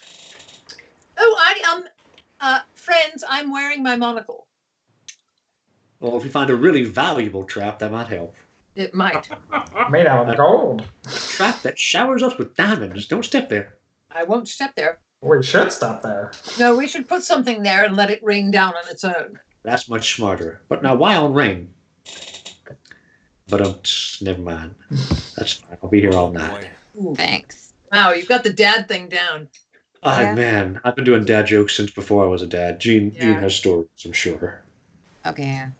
So, Yes, indeed. let me think. Give me a second. So turns No, out it's I actually fine. need to take a second. Okay, that's right. DM Dungeon All right. Master, I would really love it if, because I have the monocle on, Yes, you if do. it picks up something, should I be making perception checks to see if I find something for it, or are you going to tell me that it picks something up? Now, everyone has passive perception, which, if you see something that is easier to see than your passive perception, you just see it. Unless, is that no longer part of 5th Ed? I don't know. No, that is, yeah. Right. Then I need to be alerted if we run into treasure. See, now we're in proper murder hobo mode. Oh, yeah. Murder And I'm just hobo? like, if there's treasure, I will cut through the walls and through people's bodies. I don't care. Give it. Deirdre, I don't- murder Loot. hoboing is a common term used to describe a band of adventurers who goes around murdering entire towns for the loot and the XP. I see. No, that is not exactly me. I just want to see what's down Okay. here. Because I fully intend to return this damned monocle. Oh, Alright. no. Captain Get me out Malak. of my indentured servitude. Captain Well, Malak, really, I'm you trying to proceed. redeem You proceed ever gaily forward. Yep. The corridor is lined with stone as if it has been constructed on purpose and have been placed there by men. Or, Given that stairs came down here, I hope there was a Yes. that As was made so on many purpose. tunnels are wont to be. Yeah. Yes, so many tunnels want to be. Oh, I Eventually, think I just thought of a way that we can get me a pair of shoes and solve our monocle problem. eventually, Is that stairs or spikes? Eventually. that is just a danky corridor that slopes down. Pardon the art. So you walk forward I do. for approximately 4 to 5 minutes. The Okay. light illuminates the dim tunnel. There is dripping that can be heard. The ground is wet with occasional splashes of sort of pale orangey puddles. Eventually, you arrive at a heavy stone door that looks that has its top curved and the bottom squared. All right. It blocks your way firmly and is inset in both sides of the wall in such a way that it seems that it is actually going into the walls a bit. At the top of the door it reads, "The heart of amber opens to they who remember the faith." There is no handle. The heart of ember opens to they who remember the what? Faith. Remember the The faith. face. Is it ember or amber? Amber. Who remember Amber. the faith. The heart of amber opens to those who remember the faith. Yes. Heart of Is it ember. is it a an anagram? I mean, you'd have to try that yourself to see. Okay, hang on. This I would take us an can. hour. Nope. Stand by. I have tools. Oh, Hold on. a heart of amber opens to Twig. they remember the face. Twig would be really excited, but is very bad at puzzles, so he would probably be like walking down the hallway up and down, kind of like feeling along the wall, looking for like, I've heard about things like secret doors What and is it? traps The and heart like. of amber. How does it go? I will The heart, The of, heart of amber amber opens for opens to those who remember the faith. Man, that was like everybody at the same time. Oh, sorry. Now, let me inquire. With, I don't know, this might be religion, but maybe I just know. I got pretty good knowledge of religion, though. Is there anything distinctive about the face of Hamel other than the lack of an eye? Well, poop. Oh, not Oh, to remember the explicit faith. knowledge. Not the face, the faith. Jeez, I'm deaf. All right. Remember the faith. Is there like a catechism that all the priests of Ember say? A priest of Hem will say, I still look like the priest, by the way. So Yeah, is there sure. is there any like catechism, like, in Catholicism you have some definite common prayers like the Lord is my shepherd, I shall not want. Oh, this This one's kind better. of stuff. Well, Heart of the amber. other one's better. You do vaguely remember the prayer to Hemel, that there is in fact one that you have seen the priests of Hemel back in the day prominently say. Now, the problem is that you don't remember it verbatim, because, well, Hemel ain't your god, and you don't particularly give two damns. I am gonna just try to You- BS my way through this. So you absolutely remember bits of pieces of it, and you know with utmost certainty that there is an important prayer that they say at important times, and it's always the same thing. The Lord is my shepherd, I shall not want. He maketh me to wear socks when it's cold and I'll make snuggle a up religion check. with children who are in need of money. And Oh, that's wonderful. Oh, Damn. I'm just not. Well, maybe after 15 I sell it. I don't know. Oh wait, no, I'm in disguise. I get advantage on performance checks. Yes, that's true. You can roll again. Come on, Oh, no one Oh, nice. For what it's worth, it doesn't anagram to something. It's too long to anagram. So All right. So with that, you continue. As you're speaking the words, you're starting to suddenly remember, and you kind of like continue, and you replace a few words here and there, but you get the gist, and you get into it, you get passionate. And You say all the things, and you do the signs, and you try to the best of your ability to mimic what it is that you want, which is the prayer to Hamel. And as you do so, the door glows. There is a faint orange glow from behind it, much like from the crystal of Hamel. And then you hear a deep guttural rumbling. As I walked through the shadow of the valley of death, I took a look at my left and realized there's nothing left. Wait, that's the wrong thing to do. Yeah. and the door splits in half and opens just big enough for a person of medium size, or a couple of boggarts to squeak through. Below, you see a hole as dark as night, leading God knows everywhere. And to make matters worse, you hear strange, unnerving noises. It is a pit, essentially, leading down many feet. It is not a slope, it's not a corridor. Only someone had been smart enough to bring a ridiculous amount of rope. I got tons of rope, and I can also fit through small cracks. It's exciting. Hold on. Dietrich, one moment. Might just be the smartest person here. Dietrich, one moment. Look before you leap. I'll light a torch and drop it down the pit. Drums. It goes for Just try and get some an time. estimate of how deep It it becomes is. smaller and smaller and smaller, and before it reaches the bottom, it just fades from view. Oh dear. I would have the climbing pittons out, like I'm already like rigging myself up with the ropes, like ready to go down. Like, This is my first adventure. Can we use the teddy bear? Can we deploy the teddy bear down there? Oh, how about we tie It him to might the rope shatter. and drop him down? No, No, we tie won't him to drop the him. rope. Yeah, tie him to the rope. Deploy him. And then We gotta lower him be down as careful, far as Teddy he goes. Scout. We don't want him to get in too much trouble. Well, Teddy Ruxpin is a little more disposable than Twig.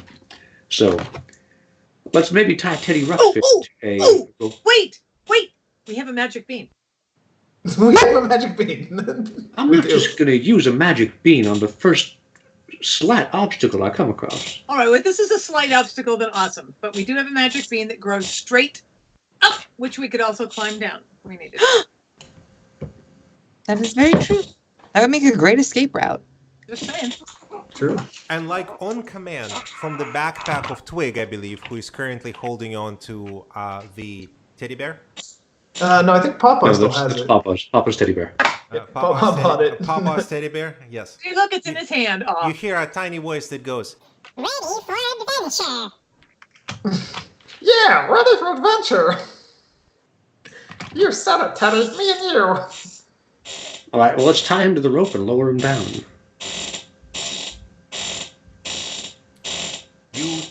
well, is that what you do? Mm-hmm. Yes. Yeah. Excellent. You tie Teddy Scout to the thing. He excitedly, he moves excitedly like a toddler who is about to be set on the floor and unleashed into the room full of toys. Stand by, And stand by. He's also being accompanied by the fireflies. Oh, that's a good idea. Yeah, we'll send the fireflies down with him so you can see. The fireflies won't travel very far away from you. Yeah. It's the I kind also of thing, feel like it's the this kind of thing might. that has a radius of about maybe 5-10 feet tops. I also have this feeling that this is going to be a quick and short, ignominious death Oh. for Teddy Ruxpin. Well, so I can use the fireflies to cast fairy fire on Teddy Ruxpin, which makes him cast light. So it lights him up. Oh man, He that would makes him become like such a lantern. target. It's true, things would have advantage to attack him, but also he would become like a beacon of light, which would let us see too. I mean, we already threw a torch down there. They know something's coming. Let's not be quite that obvious about it. Well, Let's lower him down. Let's say, how much rope do you have? 50 feet. Well, let's lower him down 50 feet and then bring him back up and see if there's just like a chewed end of the rope, or if he has something to tell us. yes. As you tie him to the rope and bring him over the big gaping chasm of doom, the Teddy's head kind of goes, moves a little to the left, a little too much to the left, because he's a toy. That's a little weird. And he goes, he kind of like looks at you with his eye, and he whirring inside as the mechanical devices go. And he goes, That's a bad Oh, okay. I feel bad for it now. Oh, we shouldn't do it. Then. Well, I mean, two things. One, I'm not about to be bossed around by a teddy bear. But two, I paid a lot of money for it. So. Well, it's up to you then. This is a But bad I idea. wonder. He's not very strong. I'm stronger than he is. I'll tell you what. You tie the rope to me, I get my bow out, notch an arrow, I'll shoot anything between the eyes as soon as it pops in view. No, wait, Twig. You do realize that it is entirely possible that we did not succeed at the previous test. Oh. And if we come in here, it is just to die. So. Isn't that what adventurers do? We face monsters and we're bound Die? to. Well, I mean, everyone has to die eventually. At least you die a hero. Well, I prefer to die a hero that is in Very bed. old. I guess And so. old. Yeah. Okay. So, let I'm me. just excited. I do have to tell you, it's an excellent idea. Dying a hero is a glorious thing. I've done it very many times. I can't recommend it enough. Yeah, see, and I mean, we're at the temple, and like they bring people kind of back from the dead sometimes, right? However, I mean, there is an operative word, Twig, and that is gloriously. Now, just jumping into a hole and getting killed is rarely itself glorious. You have to look for the proper moment to die gloriously. it wouldn't make a Otherwise, good the story story. just doesn't work.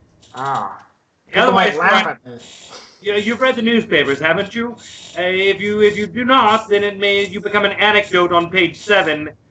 Local man struck by a wagon, as opposed to died gloriously. Local man. Yeah. All right, I now, have so so wait a much to minute. learn from you.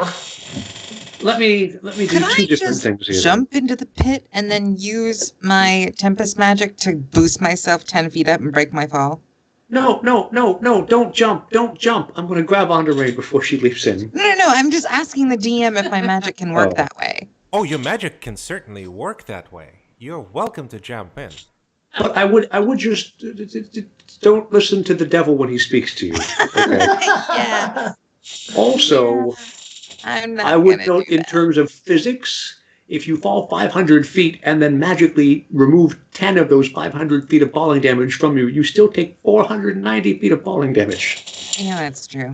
But you know someone who can fall a great distance and take almost no damage? No one, that's true. Baroness. I can. The Baroness, but again, this is a matter of let's investigate the hole. I'm not interested in jumping into something I can't see. Let me start by How just. deep is it? Is it more We than don't- 120 feet deep? It appears to be several hundred feet deep. Now, this is either a trap or an illusion. What I would like to do is start by investigating to see, are there any signs of wear or tear on anything around or behind the pit? Might this be a path we're supposed to go past and not down? Oh, That's a good I'll idea. investigate for footprints. Yeah, and I'll investigate like the hallway leading up to it, like along the walls and the ceiling and the floor. Yeah, can I roll a perception too? I think it's Well, investigation. it's investigation at this point. Who else is investigating? I would I imagine. definitely would be doing All it. I don't have it. I already rolled, Gene. Oh, holy. All I'm an right. 11. Yes, I can see that chair sound is gonna kill me. I understand it's necessary, but boy, is it rhythmic. I'm so sorry. I don't know what's happening. All It's you're a dad. You can't help you it. find you have to do yes, this. you find that this tunnel is dusty and old and haven't been used in a very long time. In fact, your footprints and hands leave marks in what appears to be the quote-unquote dust of ages right near this pit. Ooh. There are no claw marks, no blood of any kind, no physical evidence of a hidden trap mechanism. Not anywhere Okay. around you. I'll tell you what.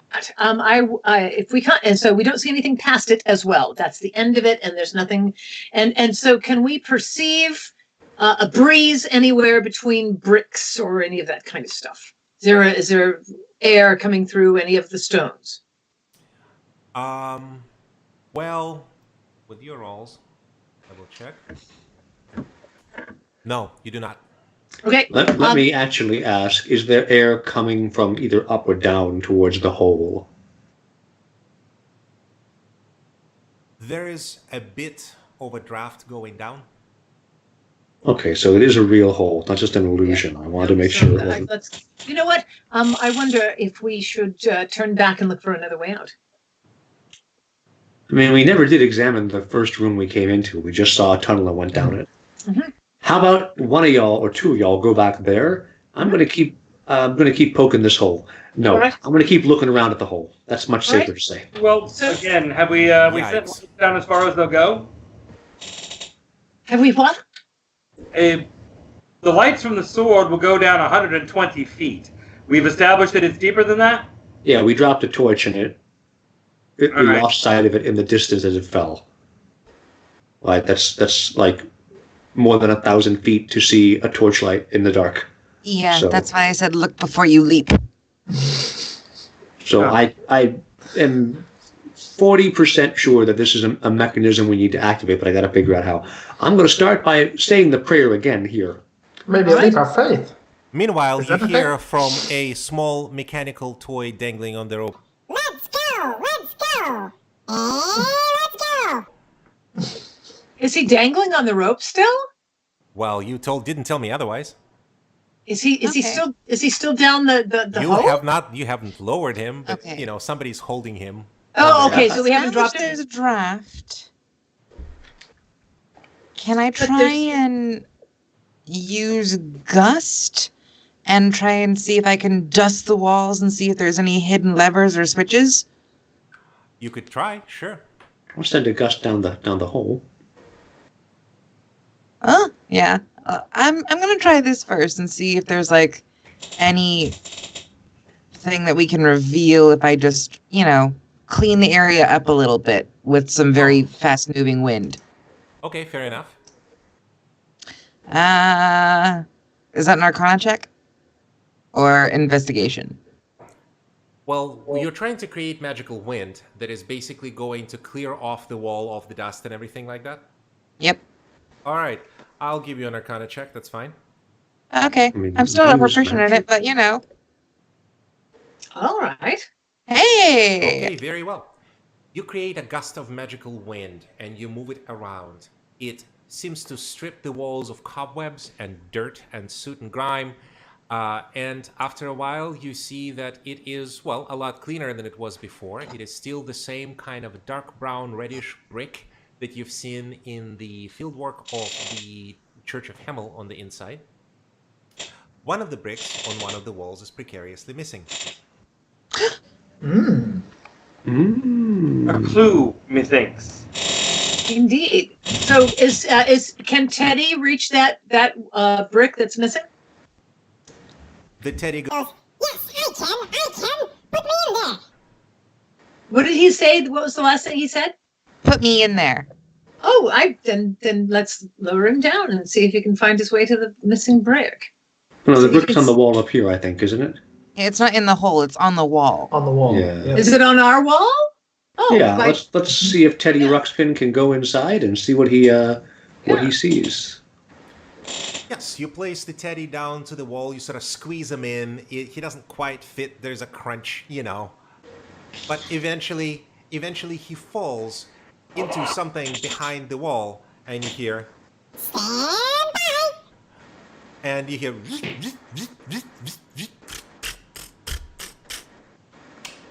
and then somewhere back behind you.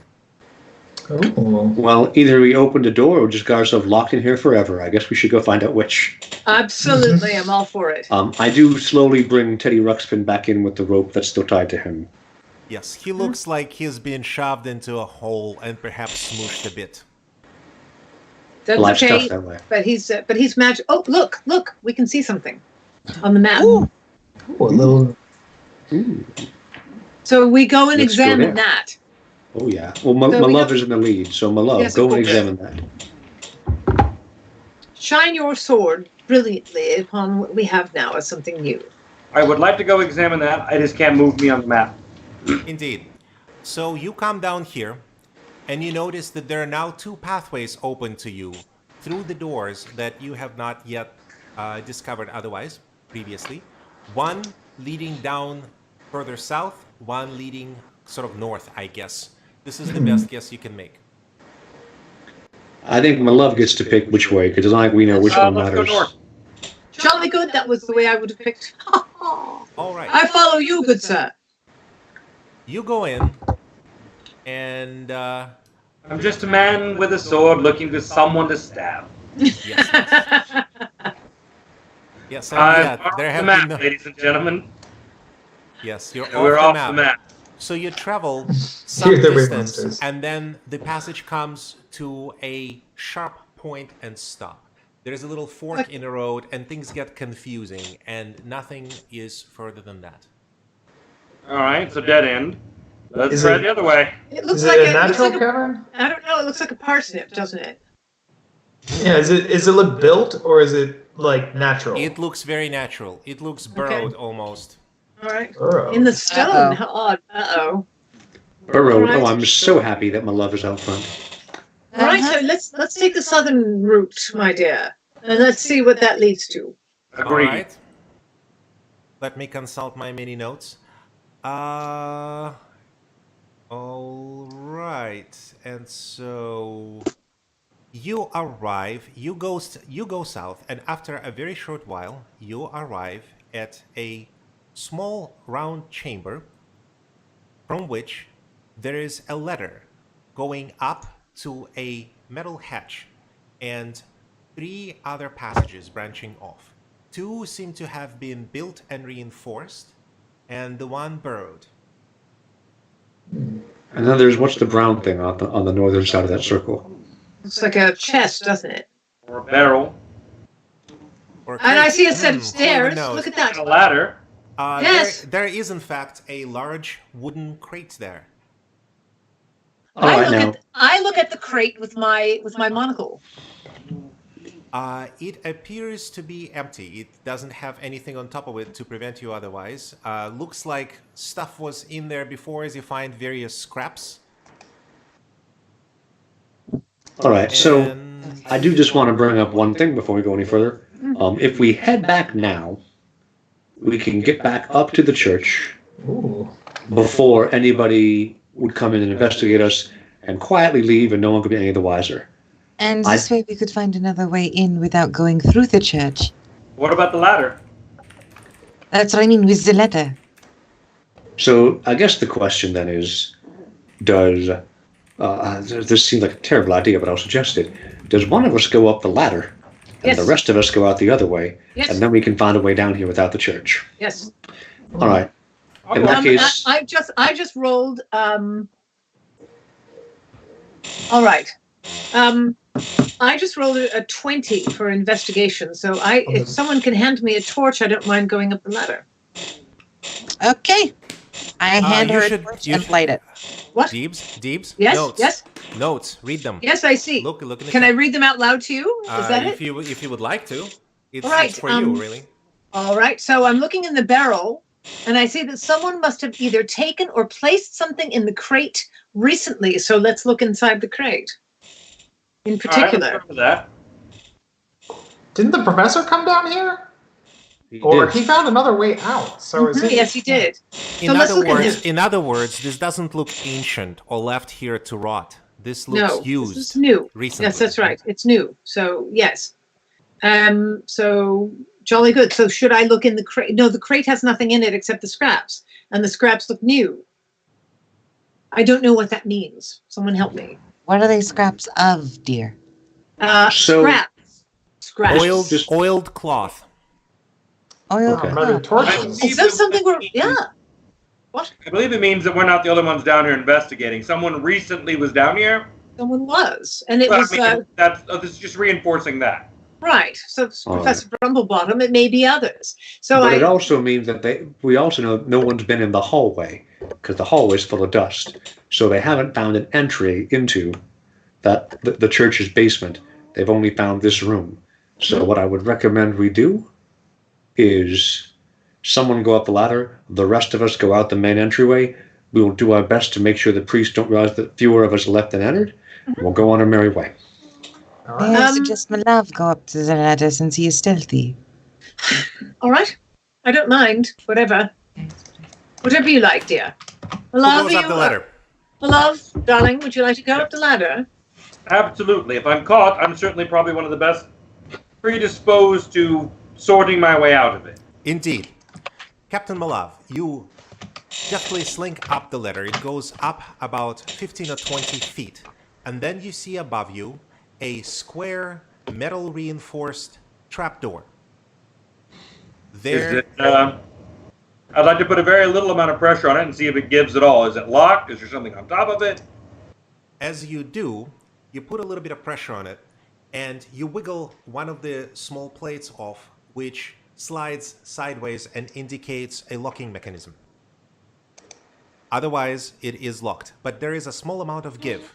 As you do, and as you push it up just a little bit, you smell a gust of musty air.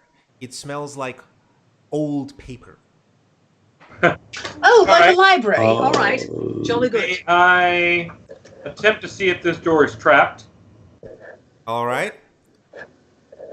This will be, I would imagine, perception or investigation. Which one would It's you? investigation. It's investigation at this point. Sure, fine. Is that baby Doesn't appear to snoring? be trapped. Nope, not at all. All right, I'd like to try to pick the lock then. Indeed. You have thieves' tools, don't you? And I you're do. You're proficient. Well, you don't need it, but should you have, you Whoa. could have had advantage. Damn, 20. Well, hang on. Also, I mean, I have lockpicks, don't I? Oh, damn it! I thought I had lockpicks. You have jeweler's tools. Damn it!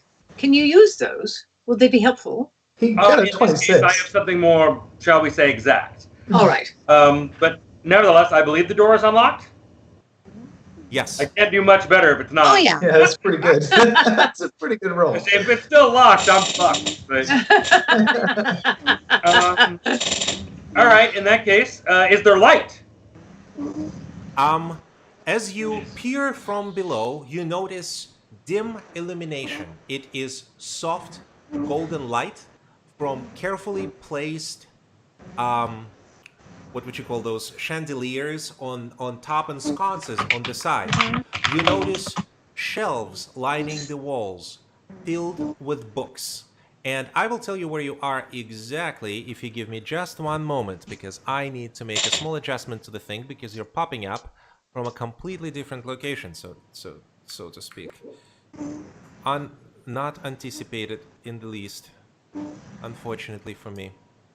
So if you Am give I me hearing one that brief baby?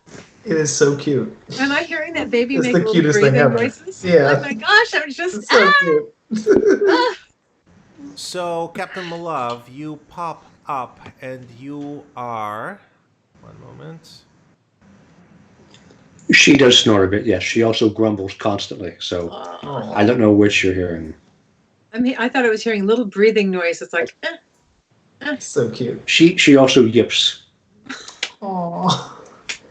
We call it the black speech of Mordor. You are here. oh look, here we are. Oh, wow! You were in a dark chamber, Captain. I was gonna say I don't see shit but me.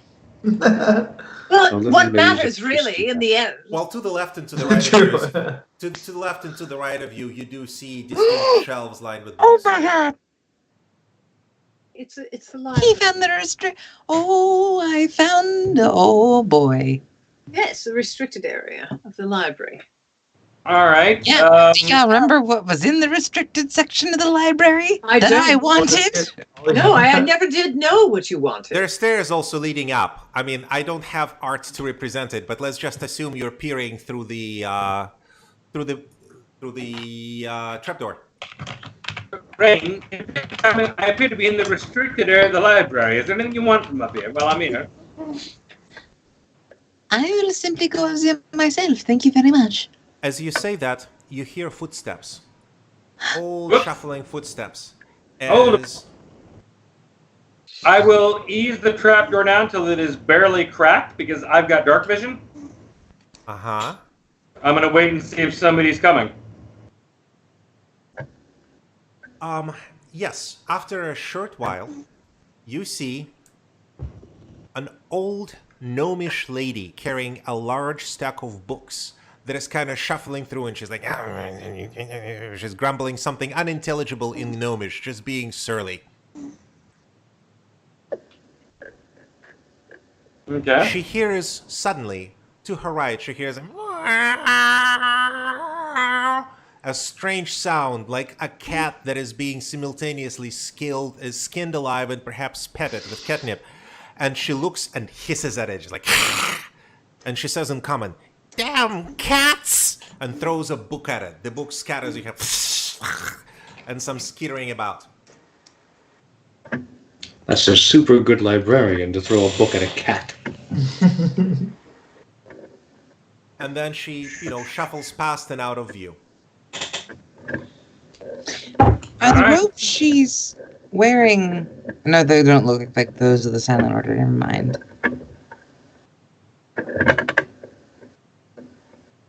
Well, I suppose I'll climb back down. I'll leave it unlocked. It seems to me that we have the option now of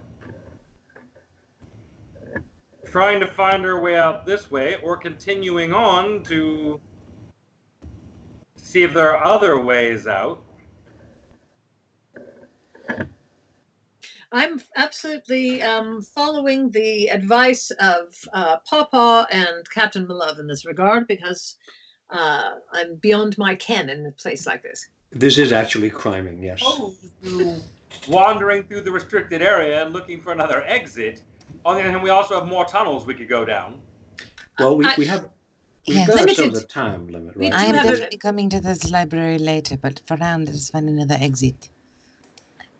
Yeah, All right, I think at the very least, one of us needs to leave and go out the entrance, put the card back in the golem, go on our merry way so that the priests don't know what's happened here, and then find a way to rejoin us by going through the restricted area of the library. Like, this seems like that might be tough to do. I don't know if we can get through there. All leave now and hope we can find another way in. Like, I don't know what's the right answer here, but I do think we got about 2 minutes to make up our minds. My thoughts are there are 2 more tunnels. If either of those lead to some place that is not in the temple itself, then we have another way into the tunnels and the temple without going through the temple. So do we I split the agree. party? But I don't think we have time to explore them both, and I feel if we all go our separate ways, we will all be killed individually. All right, then I should go down one of the tunnels. And we will cover for you. Yeah, I would either go with him and hang back and guard the rear, or shoot over his head and just make sure he's not going alone. As well, just in case we run into any of those slimes. Yeah. Well, some of us have to leave the honest way, so we look like there's a party leaving properly.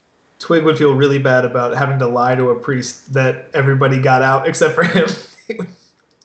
That's true. That's why you just keep your mouth shut. No. All right, so what's the decision here? Fellows? This is a terrible idea, Trevor. Yes? I'm going to go down one of the tunnels. Righto, I'm all for it, and then the rest of us should leave. Actually, the other way we came, and we can pretend that one of our party's really not missing. My God, I'm massive. So, let me make sure that I understand this plan correctly. Everybody basically goes back and tries to cover up, to pretend as if nothing have happened and you haven't just, essentially robbed the place and or trespassed gravely, while Captain Malove, by himself, goes into a long, dark tunnel. An unknown tunnel. Not just long dark. Wait. I can go back, pose as a member of the Silent Order, and make a false report about a golem being broken into. Well, now, wait. No, your skill at lying is not something I would depend upon. Oh, yeah, I have been rolling shit. Further, we are also the only ones there on today's, since it was closed. Yeah, that's true. Broken into Gollum largely implicates us and us alone. That's true. Captain, I highly discourage you from wandering down a dark tunnel all by yourself. I understand you are a hero of great renown, but if you die gloriously and I'm not there to record the song, you might as well have been hit by a wagon. That is an extremely valid point. What I would recommend we do, we know this is a way to get to the Undercity. I am confident I can get us back in here by following a similar procedure to the one that I have before. All right. Because all I have to do is say, the golem's card was torn. This is the bit of the instructions I was able to get. Whatever I have to do, I will be able to get us back in here. All right.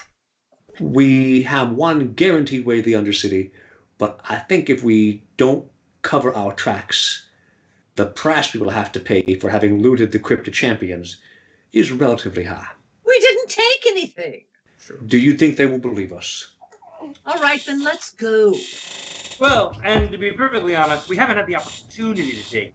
Oh, We certainly I know. would have. So it's not as though we did. You know what? There's actually been no criming done. All we've been doing is investigating. So. Well, we are trespassing. No, I'd like we to are think not. we're We have. We walked past the golden rope. We've Who's the been golden here. rope? All right, So let's get out. I suppose we must exit. At a run, we're going to have to return, All get right. back up there, Yes. get out of the, past the golem, Fine. Let's go. reset all the scales, put the All card right. back in the golem's mouth, and That's remove right. my disguise And self. I do have an appointment to make at midnight. All right. Yes. Yeah, and I have a surly wife, so yes, we need to. This is a better way to end it sensibly than just have it be like, well, okay, we'll pick up in the middle of this dice roll next session. Mm-hmm.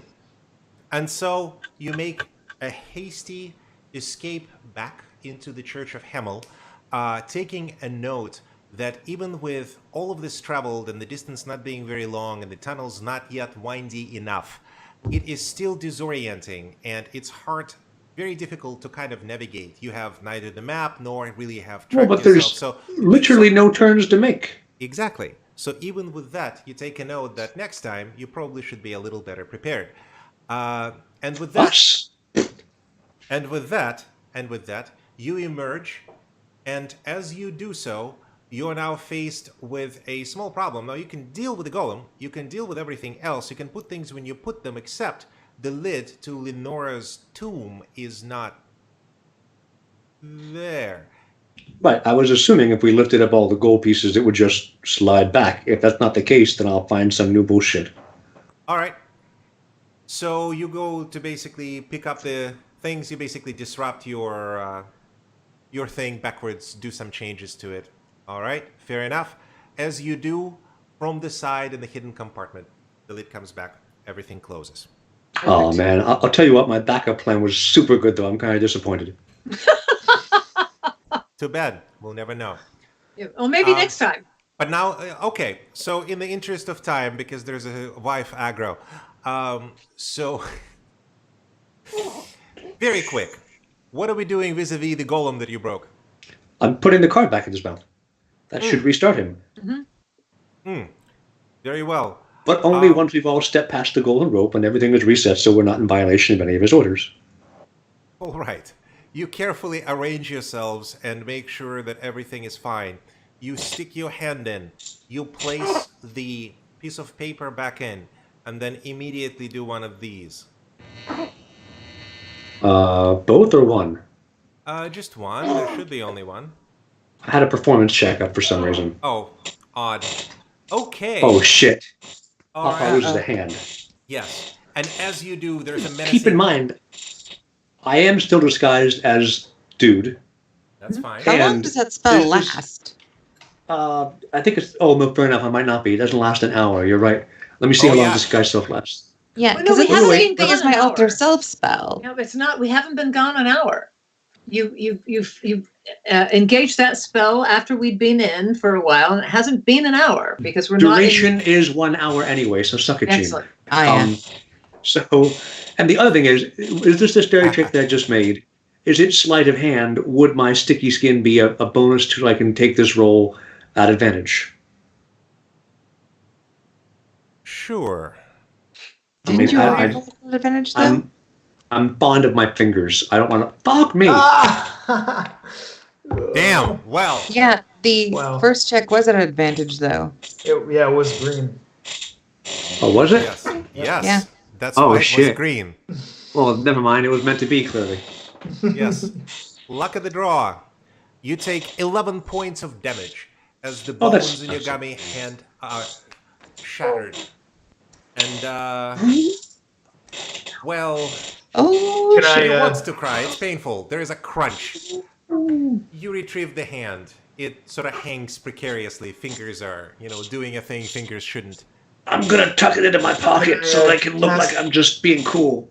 I would definitely Wait, cast Cure we have a Wounds healer in quickly. the house? Yep, I would definitely like. So I dispel my disguise self, and then I'm like, now Oh, move sharply, that looks bad. move sharply, and we all line up. I'm like, As you Captain do, you hear Malone, behind you. Captain Malone, Satchel playing hand. I need your book of erotic poetry. Oh, indeed. Indeed. Easily. Are you ready? Yes. There once was a woman named Crew. No, wait. We're gonna have to dictate this one then. All right. So then, as the priests come, I'm going to say this is a straight performance check. Yes, it is. Jester has visited us, and my trained porter and half monkey human has told me that he has received a divine message from above. And then, Captain Malone, you're going to give me a dirty limerick, I assume. Half monkey. There once was a woman from Crew who said as the bishop withdrew, the vicar was quicker and slicker and thicker and 2 inches longer than you. So, that's scripture. Nothing? Damn. That's scripture. That's got to go into y'all's records. I think I only understood half of those words. The priest looks at you in disbelief and goes. I'm proud I didn't understand that. The priest looks at you in disbelief and goes, "The vicar? You wouldn't say that would be the vicar of Bramble? We have been having trouble with the vicar of Bramble.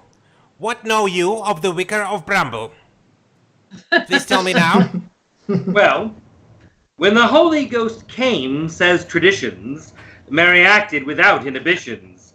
She had God on her side, then had him astride, and in several other positions. Oh my God. The priest goes, "I do not follow, but if Mary was involved, there's clearly some sort of shenanigans afoot. I must report to the bishop post haste. The young man will show you out." And he motions to one of the, I guess, younger members of the clergy who looks just as boggly as he is and sort of comes up and ushers you out of the church. Oh my God. And just as good time as you exit the doors, you hear the priest go, "Wait a moment. The sacrificial candles, why are they on the ground?" as you pick up pace. Just like, get the heck out of here, guys. Yeah. We're walking. What sacrificial candles? I don't even remember. All right, 11:30. We're just 15 minutes shy of our usual cutoff time. So many things have happened today, most of which I didn't anticipate yet again. But I hope you guys have been entertained. Oh my God. I expected just fucked combat. over an You entire religion. avoided all of it. Their god's dead. It's fine. I hope you guys had a good time and Oh, would like yes. to join us again in 2 weeks when the next chapter of this delightful adventure will go forth. We have but a few scant moments in which I would like to hear anything, any quick plans. You returning back into the loving arms of Bob Goblin, very private dick? I'm pretty sure we're going to go to the Kobold's Crevice and go spelunking in his moist caverns. Yep, Crystallarium. Which will be, yes, the Crystallarium, which will be an exciting thing for all of us to do next time. Do we want to avoid the Champion's Rest because of that goblin? And Nah. probably okay. Nah. He's fine. Definitely should go to Fight Club.